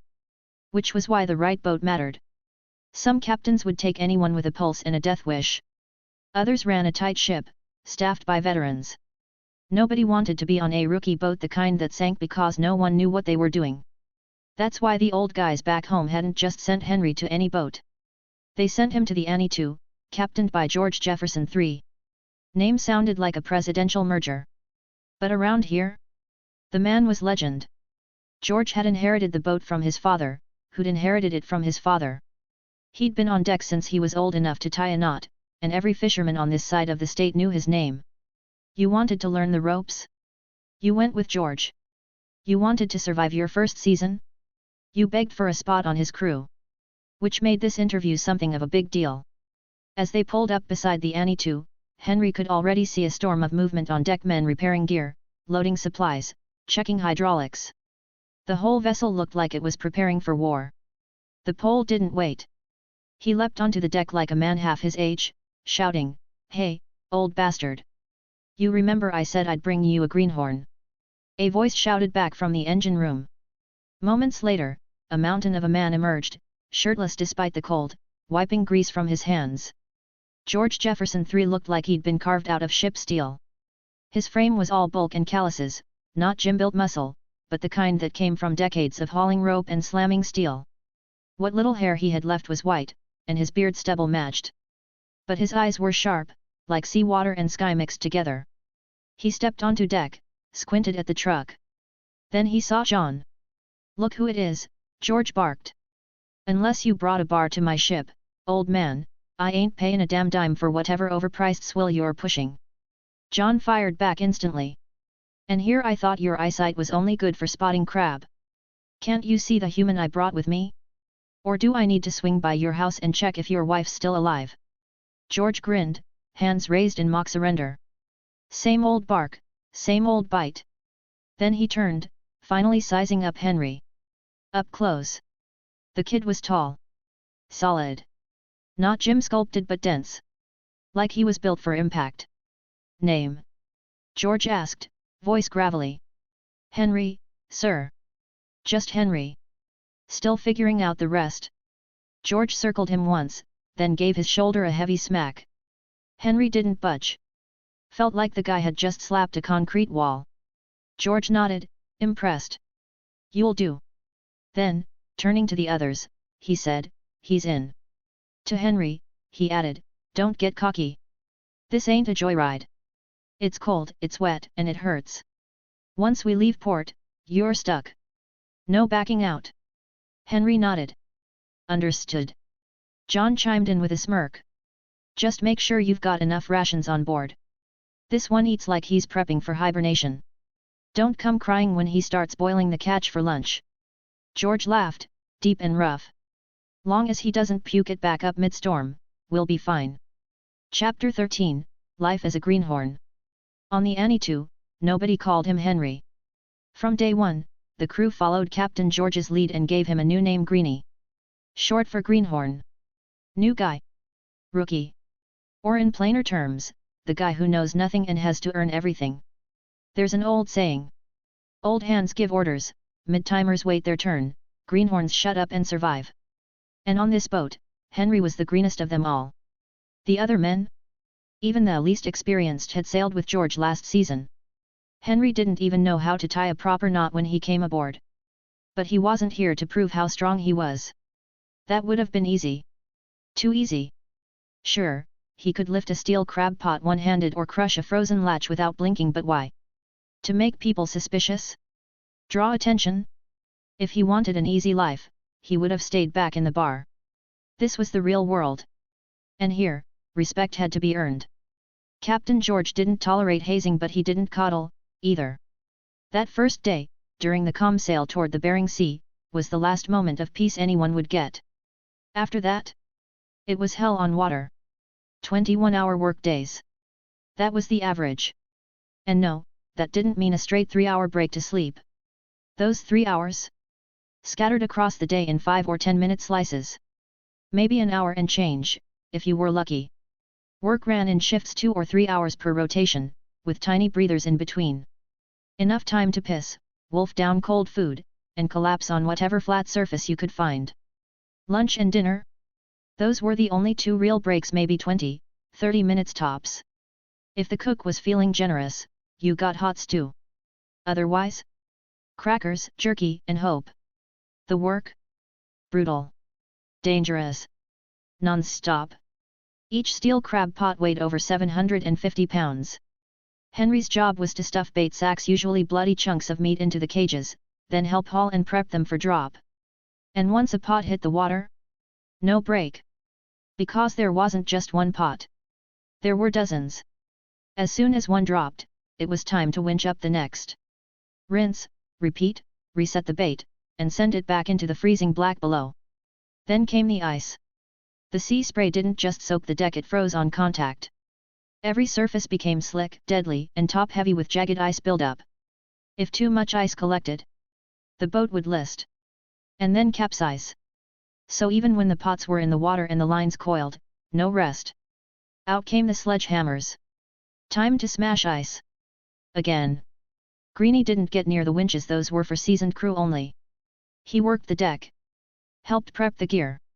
Helped sort and haul the catch.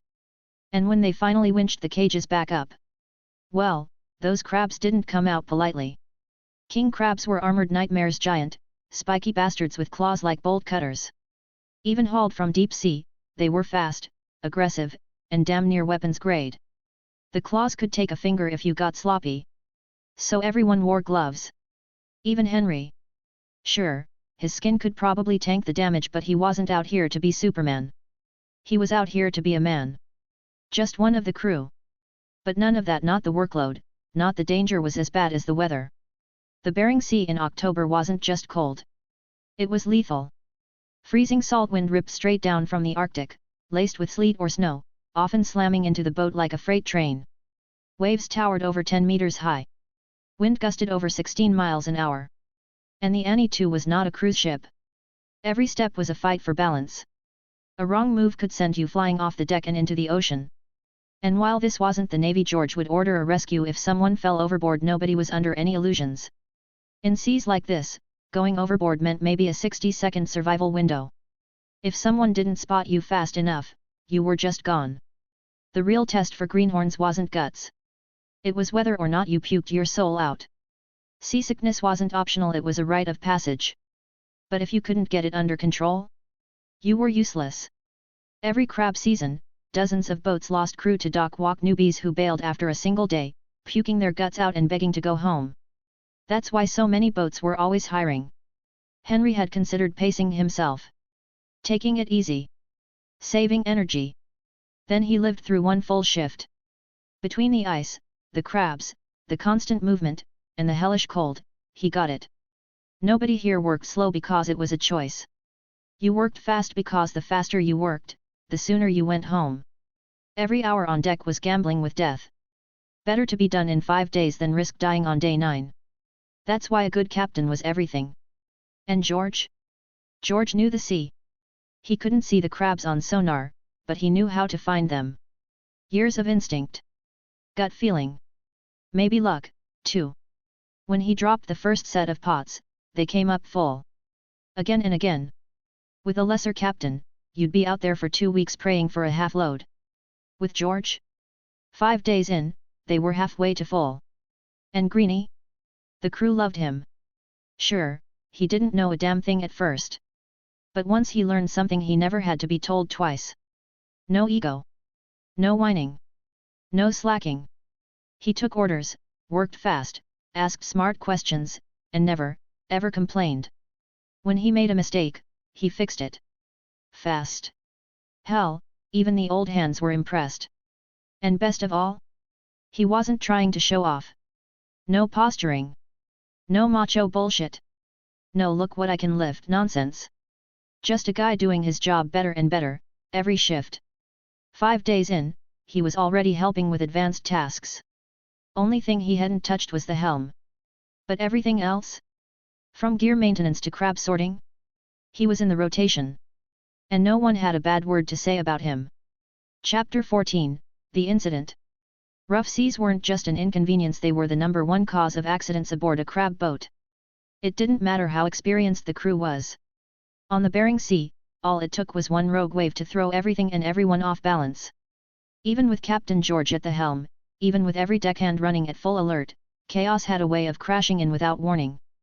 Out here, you looked out for your crewmates. That wasn't a suggestion, it was survival. No one on the Annie II operated with the mindset of every man for himself. The unspoken rule of the ocean was simple.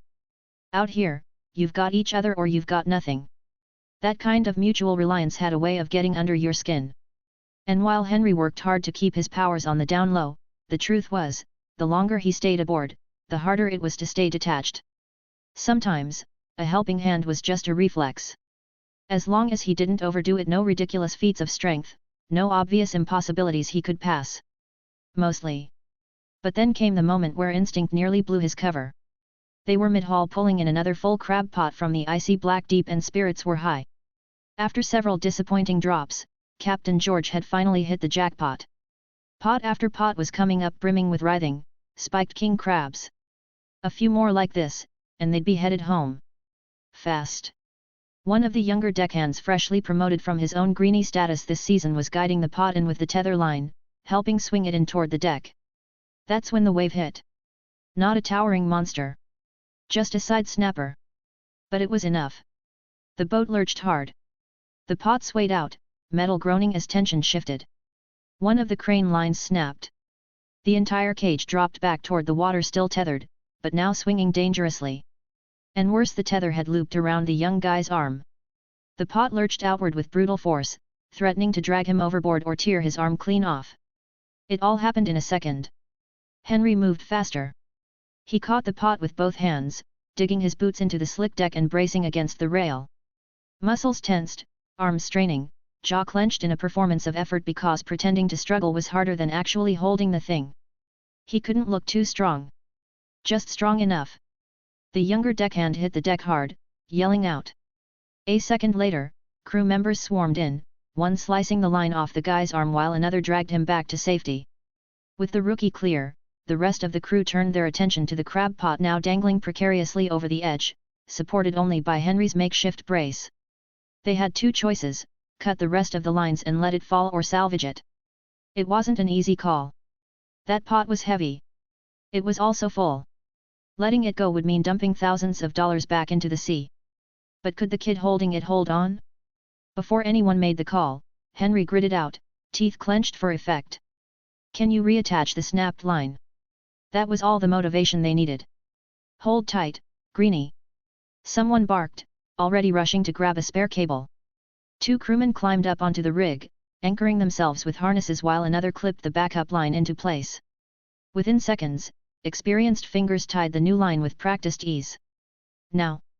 Someone shouted. Henry released his grip. The tension shifted. The new cable took the weight. The pot dipped slightly, but held. Cheers broke out across the deck. Together, they reeled the cage in and dropped it onto the deck. Safe. Intact. Loaded. And then finally everyone exhaled. Henry slumped against the railing, sucking in air like he'd just run a marathon. His gloved hands hung limp, and no one questioned it. Why would they? You couldn't see strain through padded gloves, and no one expected superhuman endurance out of a guy who looked like he'd just aged 10 years in 10 seconds. The injured deckhand sat slumped against the wall of the wheelhouse, pale and wide-eyed, cradling his arm. It wasn't broken, but it was badly pulled. He'd be lucky if he didn't need a sling. Captain George emerged from the cabin just as the last of the chaos cleared. He'd seen it all from behind the glass. But before he could give orders, his crew had already handled it. He gave both young men a once-over. First the rookie shaken, but alive, then Henry. No lecture. No grand speech. Just a heavy hand on Henry's shoulder and a gruff. Good work. You saved his arm, or worse. No one asked how Henry had held the pot steady. Technically, he hadn't taken the whole weight. The other three crane lines had held most of it. It had just tilted dangerously. For all they knew, he'd just kept it from swinging off. In crab boat culture, weird saves weren't unheard of. People did crazy things when adrenaline hit. Miracles happened. Sometimes. George barked new orders. Swap that snapped line for a new one. Let's clear this spot fast. We're heading back as soon as these pots are up. We've got enough to call it. One of the crew called out, surprised. Already? We're heading in early. George shrugged. 8/10 full. This batch looks good. You want a bigger paycheck or a body bag? That shut everyone up. Henry clapped his gloves together and stood straighter. I'm good. No rest needed. The rookie didn't answer. He was still shaking. George pointed at Henry. You're taking 10. That's not a suggestion. Head below. Grab a bottle of whiskey. One for you, one for the kid. He looks like he just saw God. Captain. Henry headed inside. No arguments. The warmth and the drink would do them both good. The rest of the crew didn't gripe about the break.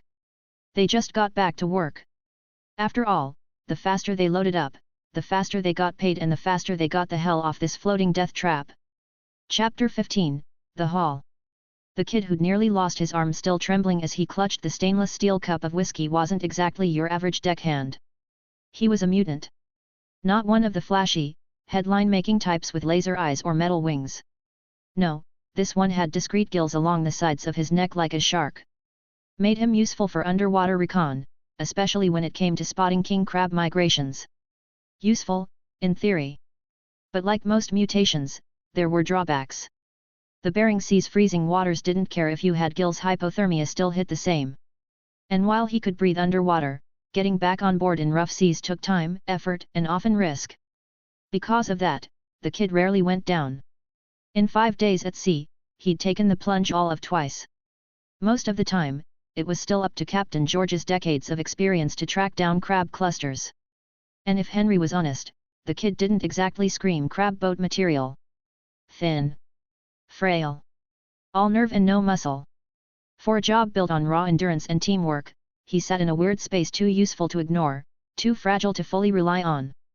Was there discrimination against mutants on crab boats? Not here. Not under Captain George's watch.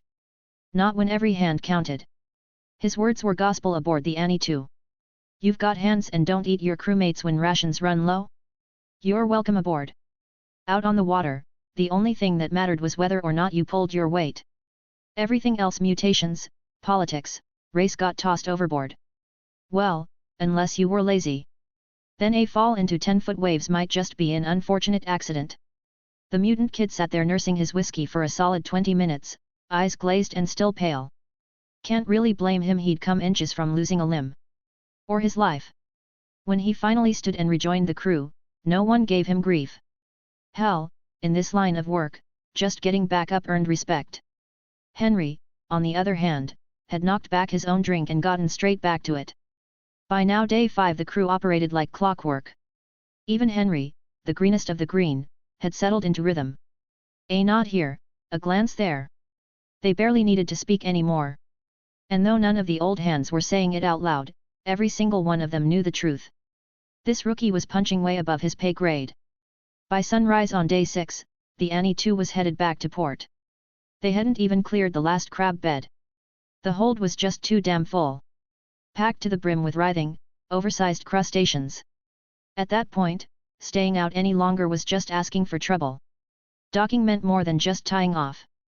The crew still had to unload the crabs, pack them in ice, weigh them, and prep them for sale. The harbor wasn't some slick, high-end auction block like in the big cities, but it had its own rugged system. Buyers from fisheries were already waiting, guys with clipboards, checkbooks, and cold eyes.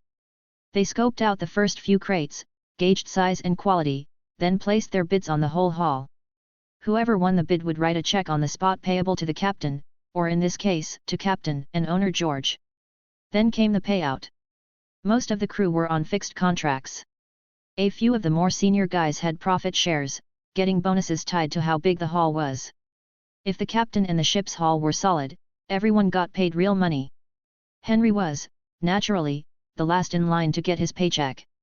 The others left the captain's small office with wide grins and folded checks, already tossing around plans for bar crawls and weekend benders.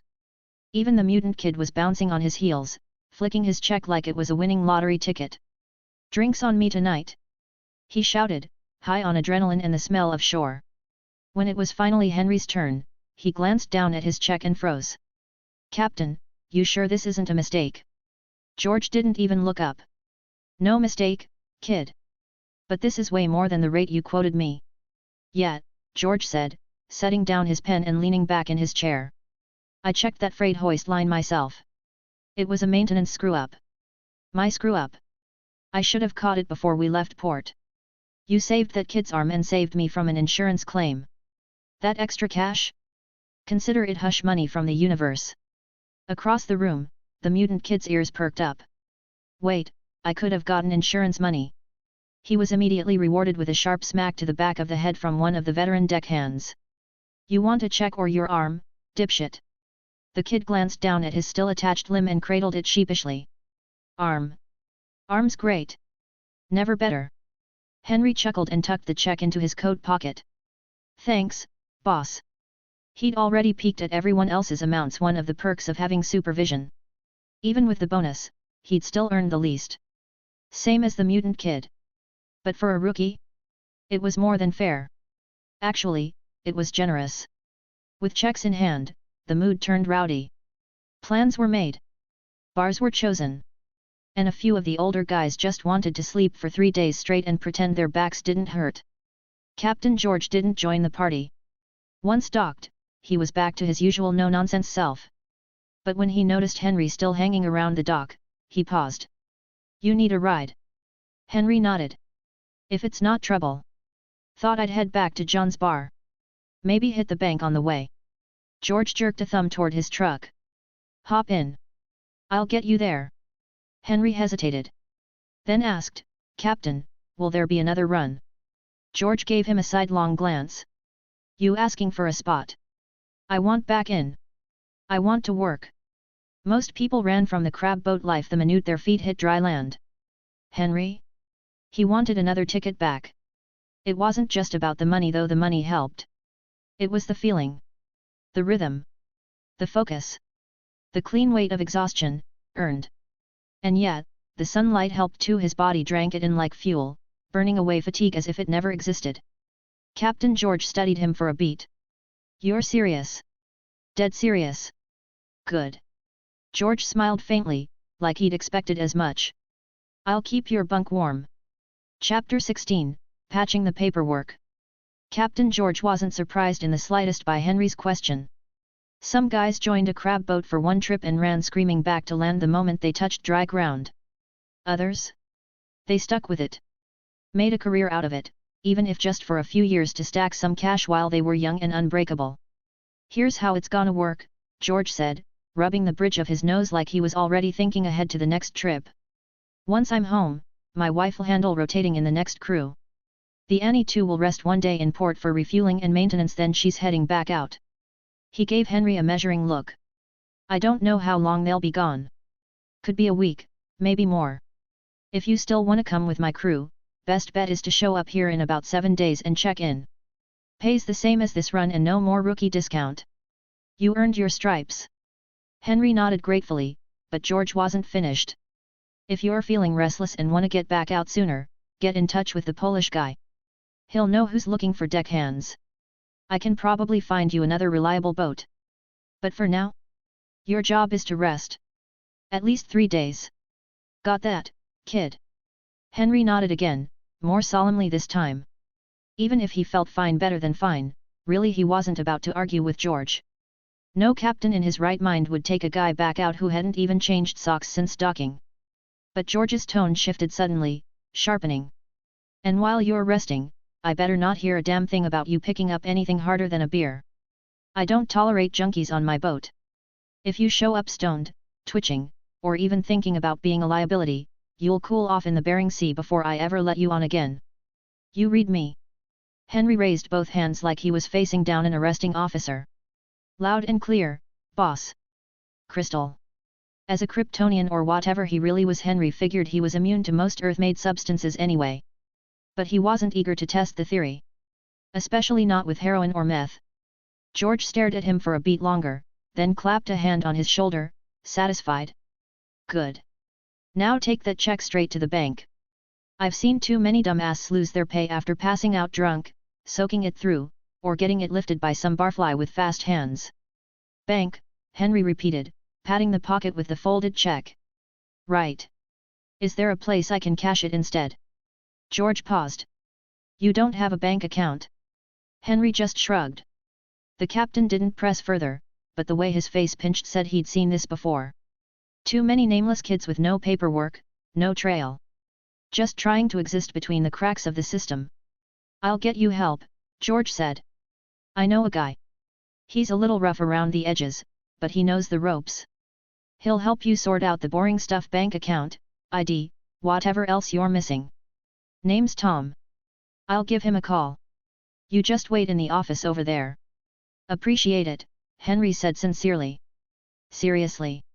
George nodded once, then handed Henry a cup of coffee on his way out. It's sludge. But it'll wake you up. It did. The moment the bitter brew hit Henry's tongue, his enhanced senses went into full panic mode. It tasted like ash, salt, and despair. But it sure as hell knocked the fog off his brain like someone had jump-started his nervous system with a car battery. 10 minutes later, a dusty, light brown land yacht from a bygone era rolled up to the office, tires crunching on gravel. It didn't park so much as lurch to a stop just outside the waiting area. The passenger side window creaked down, and a raspy voice barked, "Hey, kid. You Henry?" Henry leaned forward. "Tom. In the flesh. And looking good, I might add. You see another man around here with this much swagger driving a museum piece?" Tom was colorful. Late 50s, maybe early 60s. Tan as a boot, hair a half-baked swirl of brown and silver, and sporting sunglasses that hadn't been fashionable since the Nixon era. Henry didn't hesitate. He opened the door and slid into the passenger seat. "You reek," Tom said immediately, nose wrinkling. "Smells like you marinated in crab guts and diesel fuel. Only thing worse I've smelled is expired herring." Henry gave himself a sniff and winced. "In my defense, we lived in raincoats and oilskins for 5 days. The smell sort of soaks in."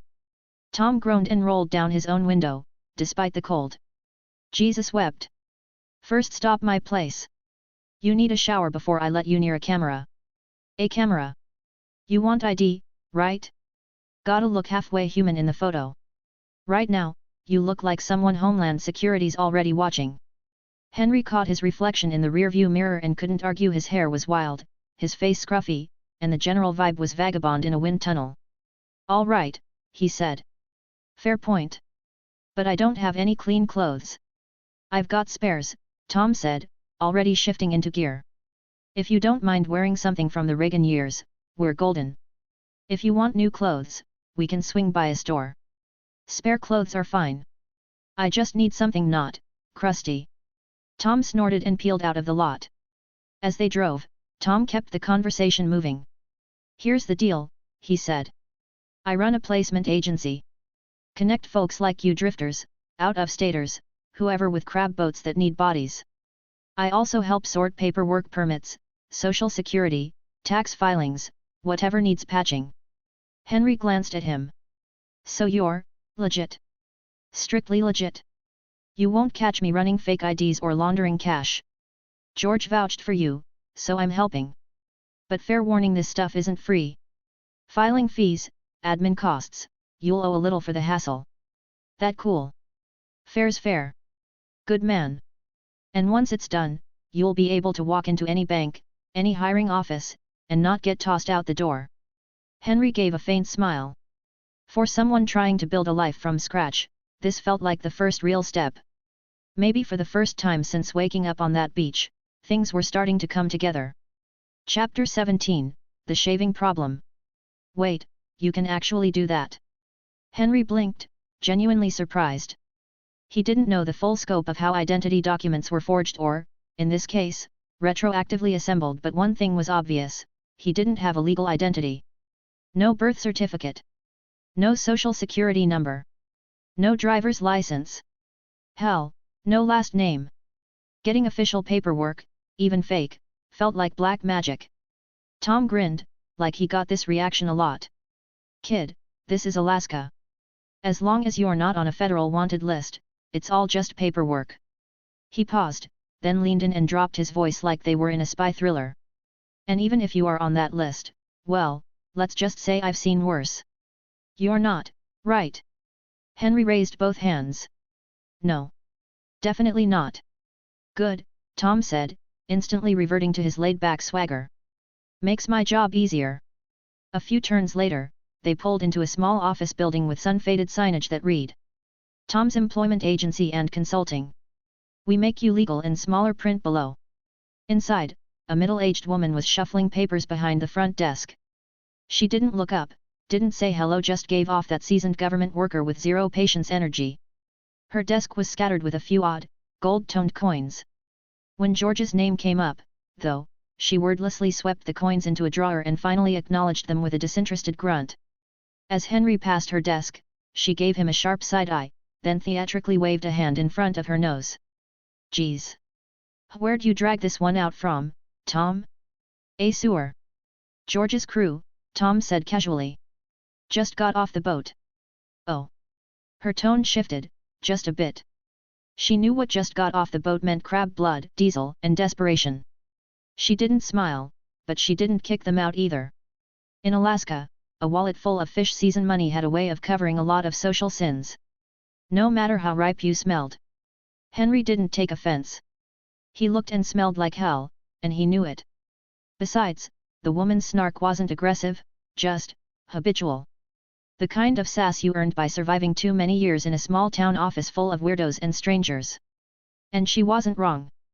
Henry's Kryptonian body didn't sweat like a normal human's, but he had marinated for days in sea brine, crab guts, and wet wool.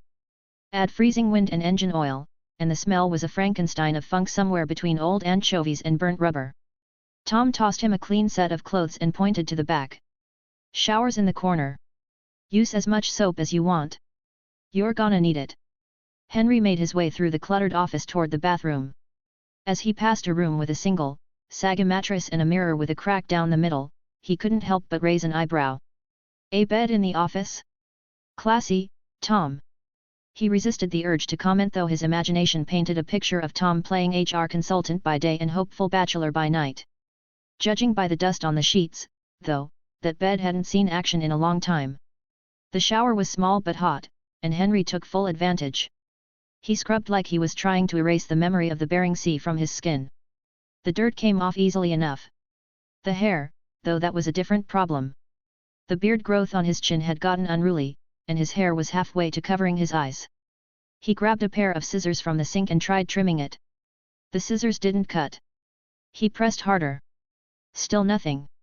Well, that confirmed it. His hair was just as invulnerable as the rest of him. Which meant... Henry groaned, closing his eyes as a ridiculous memory surfaced.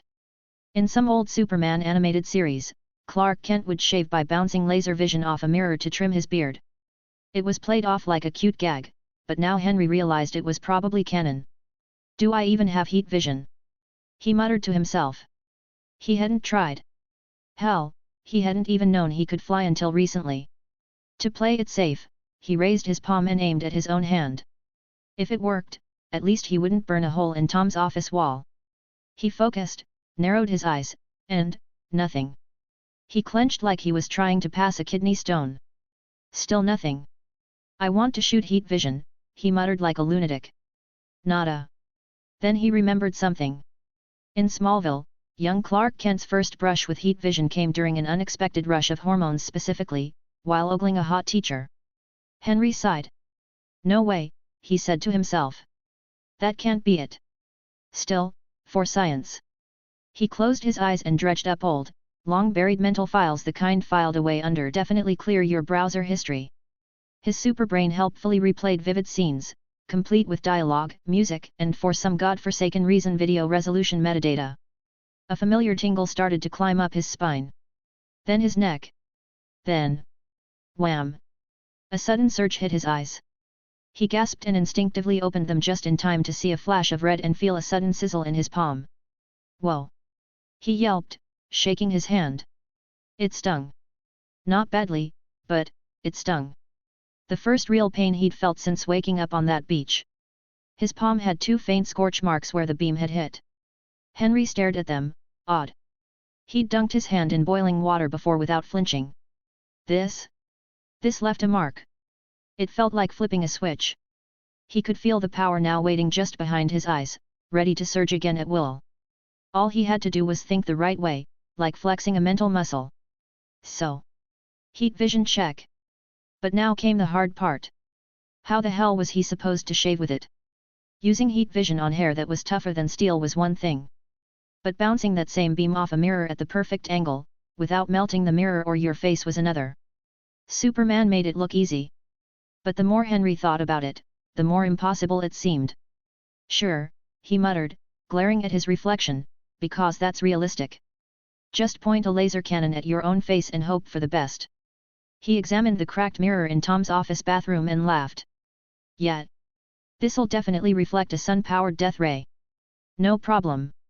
It was official, physics in the Superman universe didn't make a damn lick of sense. If anyone ever tried to explain how laser vision plus cheap glass equals perfect shave, they deserved a Nobel Prize in fictional science. But hey, if Clark Kent could pull it off every morning, so could he. Eventually. Chapter 18, The Bofield. To avoid melting someone else's bathroom, Henry had no choice but to keep experimenting on himself. After some trial and error and a bit of low-stakes bodily harm, he finally started to understand how it all worked.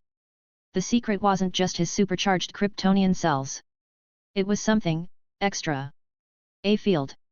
A biofield. If the sun altered his body, it didn't use all its energy just to make him strong and invulnerable. A chunk of that energy got stored throughout his body, right under the skin, wrapped around every cell like an invisible layer. That invisible sheath was the real reason his hair, his skin, even the stuff outside his body like beard stubble was so damn hard to cut. His indestructibility wasn't just tough tissue. It was this energy membrane. Once he learned how to control it, even a little, he could do things that felt downright magical. Like, say, shave using a laser beam. It sounded insane, but it worked. Henry focused his heat vision, newly unlocked thanks to some extremely questionable mental imagery, and bounced it off the cracked bathroom mirror. It ricocheted back at just the right angle, skimming the surface of his chin. He flinched, expecting third-degree burns. Instead, the laser seared off the stubble like a hot knife through wax, without even touching the skin. He checked the mirror. No red marks. No singeing. Just a smooth jawline. He grinned, amazed. The mirror should have shattered. The beam should have sliced him open. But it didn't. Because he didn't want it to. The field had responded. It shaped itself around his intent. It wasn't that he was burning hair, it was more like he was telling the energy what he wanted, and it made it happen. Honestly? It was freaking cool. But also terrifying. Because this wasn't just strength or speed. This was reality bending. Sure, it followed some kind of energy conversion rules. His battery drained a little when he used the laser vision, or when he focused the field to let certain things through, but still, it felt like he could will the universe to bend if he concentrated hard enough. And that wasn't even the scariest part. He raised a hand and snapped his fingers. Just for fun. A little flame sparked at his fingertips. Real fire, dancing like a lighter's flame between his thumb and forefinger. Magic? He wanted to laugh. The amount of energy it drained was enormous compared to heat vision. Just maintaining the flame for a few seconds siphoned thousands of times more from his internal reserves than burning off stubble ever had. Superman had never bothered with magic because, frankly, it was inefficient as hell. Why conjure fire when you could move at Mach 5 and cause enough friction to light a campfire with your bare hands? Trying to play wizard with solar energy was like fueling a nuclear reactor to toast a marshmallow. Possible? Sure. Worth it? Not remotely. Henry let the flame flicker out and shook his head. No wonder Superman never became Doctor Strange. Still, the fact that he could do it made his head spin. And it raised another question. Was he really a Kryptonian? Because there was another race that looked just like them. Daxamites. Descendants of Kryptonians who'd intermingled with other species. They also absorbed sunlight and had the same powers, but with one key difference. They were allergic to lead. Lead, as in everywhere on Earth lead. A Kryptonian might fear kryptonite.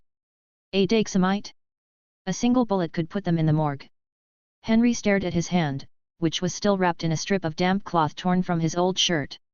The flesh underneath was healing, slowly knitting together with soft crackling sounds.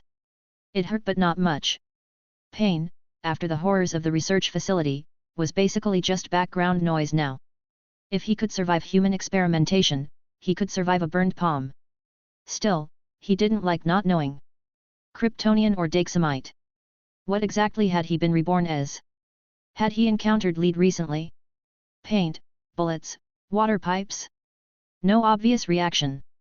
But that didn't mean much. He'd have to find a way to test it carefully. Once he'd washed off the last of the salt and crab stink, and made himself presentable, minus the bandaged hand, Henry stepped out of the bathroom and into Tom's cluttered office. The old man was reclined at his desk, legs up, aviators still on, looking like a character who'd been cut from the Big Lebowski for being too sarcastic. The moment he saw Henry's bandaged hand, Tom opened his mouth and then shut it again. A long pause. Then, with a glint in his eye and a voice thick with implication, he said, "Look, kid. I get it. You've got energy. You're young, full of hormones. You just spent a week at sea with nothing but smelly dudes and frozen seafood. Hell, if you need a little release, there's a strip club just outside of town. Real discreet. Clean-ish. You slip the right girl a few extra bills, she'll treat you like a king for a night." He pointed lazily at the bandage. "But man. Don't go beating yourself bloody. Literally. That's not a private moment, that's masochism." Henry stared at him. Speechless. Of all the explanations for his injury, that was not the one he'd expected. And honestly, of all the things Henry wanted to test his heat vision on, Tom's skull just jumped to the top of the list. Would it melt like butter? Explode like a microwave potato? He squinted at Tom's smug face. So tempting. But he didn't fire. Barely. Chapter 19, Cashing Out at the Bank. Old Tom had no idea he'd just dodged a bullet. After snapping a few ID-style photos of Henry against a blank white wall, click, he escorted him straight to the local bank. First National Bank of Alaska. One of the most recognizable banks in the state, and a 5-star rated institution nationwide. Solid, reputable, boring in all the best ways.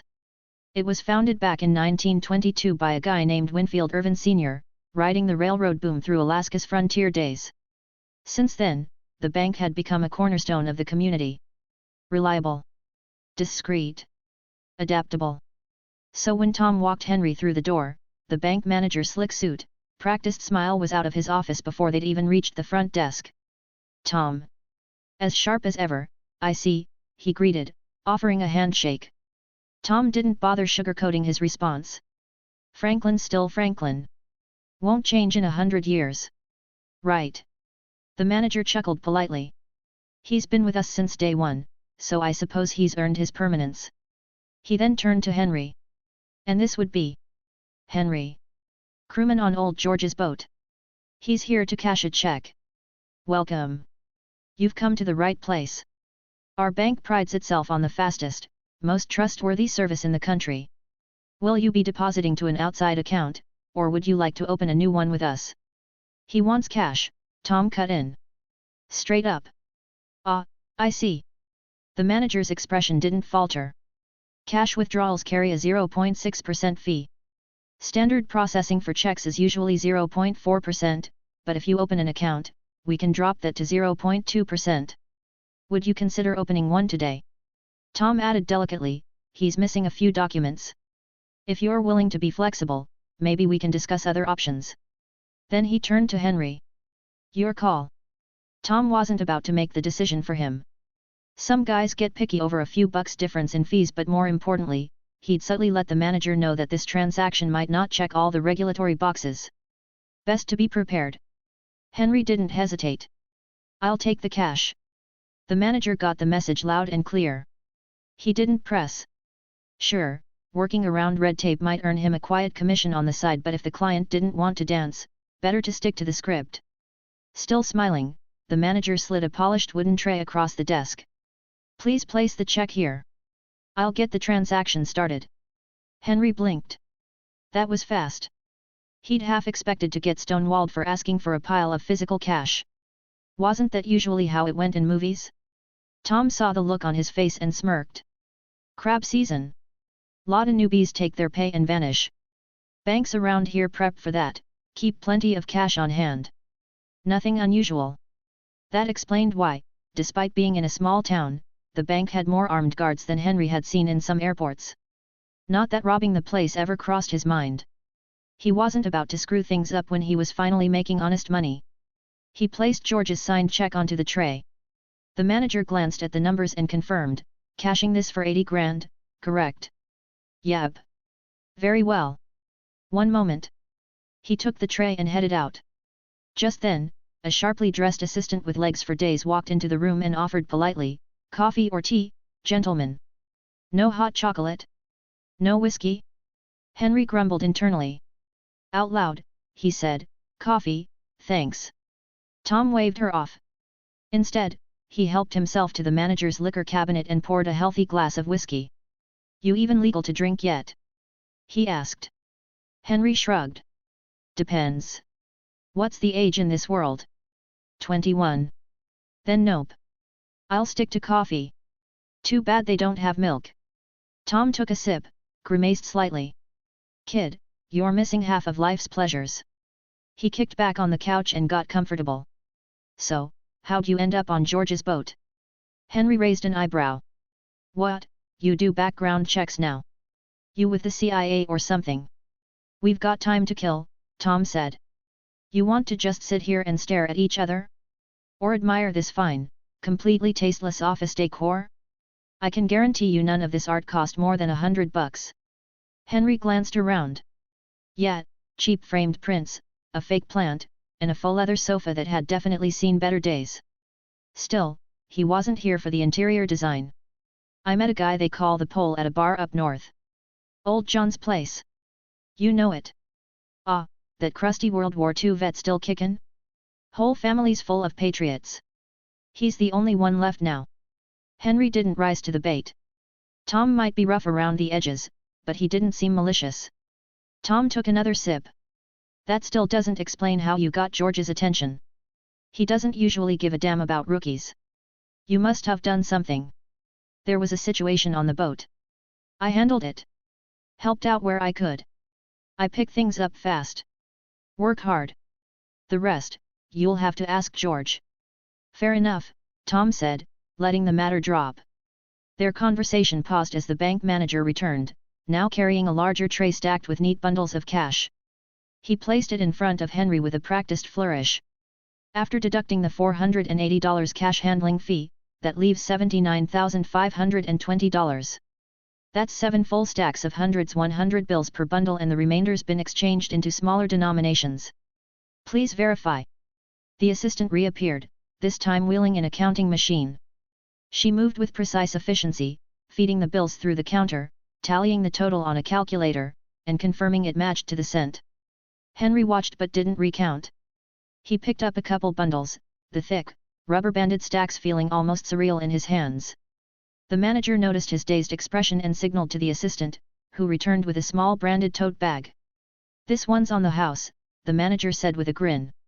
Henry took the bag, stuffing the bundles inside, still slightly stunned. 80 grand in cold, hard cash. It was real now. Chapter 20, Consultation. Back at the office, the older receptionist was still at her desk, typing away like nothing had happened. Tom led Henry inside and motioned for him to take a seat. He rummaged through a battered old backpack, dumped out some papers and who knew what else, and pushed it across the desk toward him. Put your cash in this. The bag's yours now. Henry frowned. Why switch bags? Tom leaned back in his chair. That bank? Anytime someone walks out with cash and no bag, they hand out the same exact tote. That tote basically screams, hey! I'm carrying a lot of money, please rob me. Henry narrowed his eyes. Are you saying the bank's in on it? Tom shook his head. Nah, they're not that dirty. But no matter how many times they try to change things up, someone on the outside's always watching. Only clueless rookies walk around flashing those branded bags. He gave Henry a pointed look. You're one of George's guys. I'm not about to let you walk out of my place and get jumped half a block later. That'd make me look bad. Got it. Henry didn't argue. He stuffed the bank's tote inside the old backpack, zipping it up tight. As long as the flashy logo wasn't visible, he didn't care what held the cash. Once Henry was packed, Tom tapped his fingers on the desk. All right, now that we've got your payday handled, let's talk business. Getting you proper documents and licenses, that'll run you $2 grand. 2,000. Henry blinked. That's way less than I expected. These are real documents, right? Not fake ones. Tom cracked a small grin. Believe it or not, it's cheaper to get legit papers than to fake them. The only reason most people don't is because they don't know the right people, or the people they do know don't know what they're doing. He poured himself a splash of whiskey. The law has more loopholes than a block of Swiss cheese if you know where to look. Thing is, people who know don't usually share. Why should they? They're not obligated to help anyone else for free. There's a saying, all the best ways to make money are written in the criminal code. It's true. And it isn't. It's true because crime does pay right up until you get caught. But it's also false, because the real high-level players don't bother with small, dirty jobs. Robbing a bank? That's pocket change, and way too messy. What, you think an average crook can hit a score for millions and not end up on every law enforcement radar from coast to coast? Henry wasn't shocked. Not anymore. He'd seen enough of the world, this one and his last, to know how things really worked. He still wasn't sure how much of Tom's competence was smoke and mirrors, but if George had recommended him, that counted for something. That old bastard wouldn't point him toward a scammer, at least not one stupid enough to shortchange his own crew. Without further hesitation, Henry reached into the bag and pulled out a crisp stack of hundreds. Still wrapped in the bank's band. He dropped it on the desk and slid it forward. Tom raised an eyebrow, picked up the stack, and gave it a slow twirl in his fingers. Oh, so I'm counting this myself, hey? I've got a few questions too, Henry said. If you can help, great. I hear you run a consulting firm, after all. Tom set the money back down, pushed it to the center of the desk, and leaned in slightly. Shoot. Can't promise I know everything, but I know a lot. Is there a car rental place in town? Tom snorted. Not unless you count the airport over in Hooper Bay. There are a couple private outfits near there that rent to tourists, but the prices suck. Why not just buy one? Henry shrugged. I'm not planning to stick around. Once crab season ends, I want to try my luck in Hollywood. Oh, chasing the star dream, hey. Not exactly. Maybe I just want to see what the world looks like. Either way, buying a car just to sell it a few weeks later feels like a hassle. Plus, I don't have anyone to store it if I leave. Tom raised an eyebrow. If you're open to some advice, I'd still suggest buying. Especially if you're planning to head out more than once. He pointed toward the backpack sitting beside Henry. You really want to drag that bag of cash through airport security without a bank account? Good luck with that. Henry hesitated. Domestic flights would be a problem too. Tom gave a weary shrug. You never know how a person with a badge will choose to use their authority. Trust me, smart people stay away from attention. Ferries are simpler. No scans, no guards, no x-rays. You drive onto the boat, you drive off. Done. Hell, you could be hauling a truckload of dynamite and no one would care, as long as you don't blow it up mid-crossing. He leaned in further, elbows on the desk. The only downside is the travel time. Takes longer. If that's a deal breaker for you, I won't argue. I just give the advice. What you do with it's your call. Henry nodded slowly. All right. Help me buy a car then. Or at least tell me where to find a used lot. Tom perked up. Any requirements? 4 wheels. Runs on gas. That's about it. That got a real laugh. Tom reached into his pocket and pulled out a key ring, tossing a set toward Henry. Used car lots around here are full of junkers. Just take mine. Henry caught the keys, then stared at them, and then at Tom, who looked a little too pleased with himself. That's a Cadillac DeVille, Tom said proudly. A 1965 classic. Anyone who doesn't love that car has no taste. And let me tell you, there's a perk to driving that thing. Henry raised an eyebrow. Tom leaned back smugly. See, the cops around here? They see those plates, they wave you right on through. Even if they do stop you, just tell 'em your paperwork's with Tom. No one's going to hassle you. Ah. So the real value's in the registration. Henry quietly slipped the keys into his pocket. Tom grinned. Anything else I can help you with? Hard to tell if he was thrilled about making a solid profit or just happy to finally have an excuse to upgrade his ride. Additionally, if you would like to request novels and access my Google Drive where I have 200 plus audiobooks, then you can join my Patreon. Link is also provided in the description. Thanks for listening.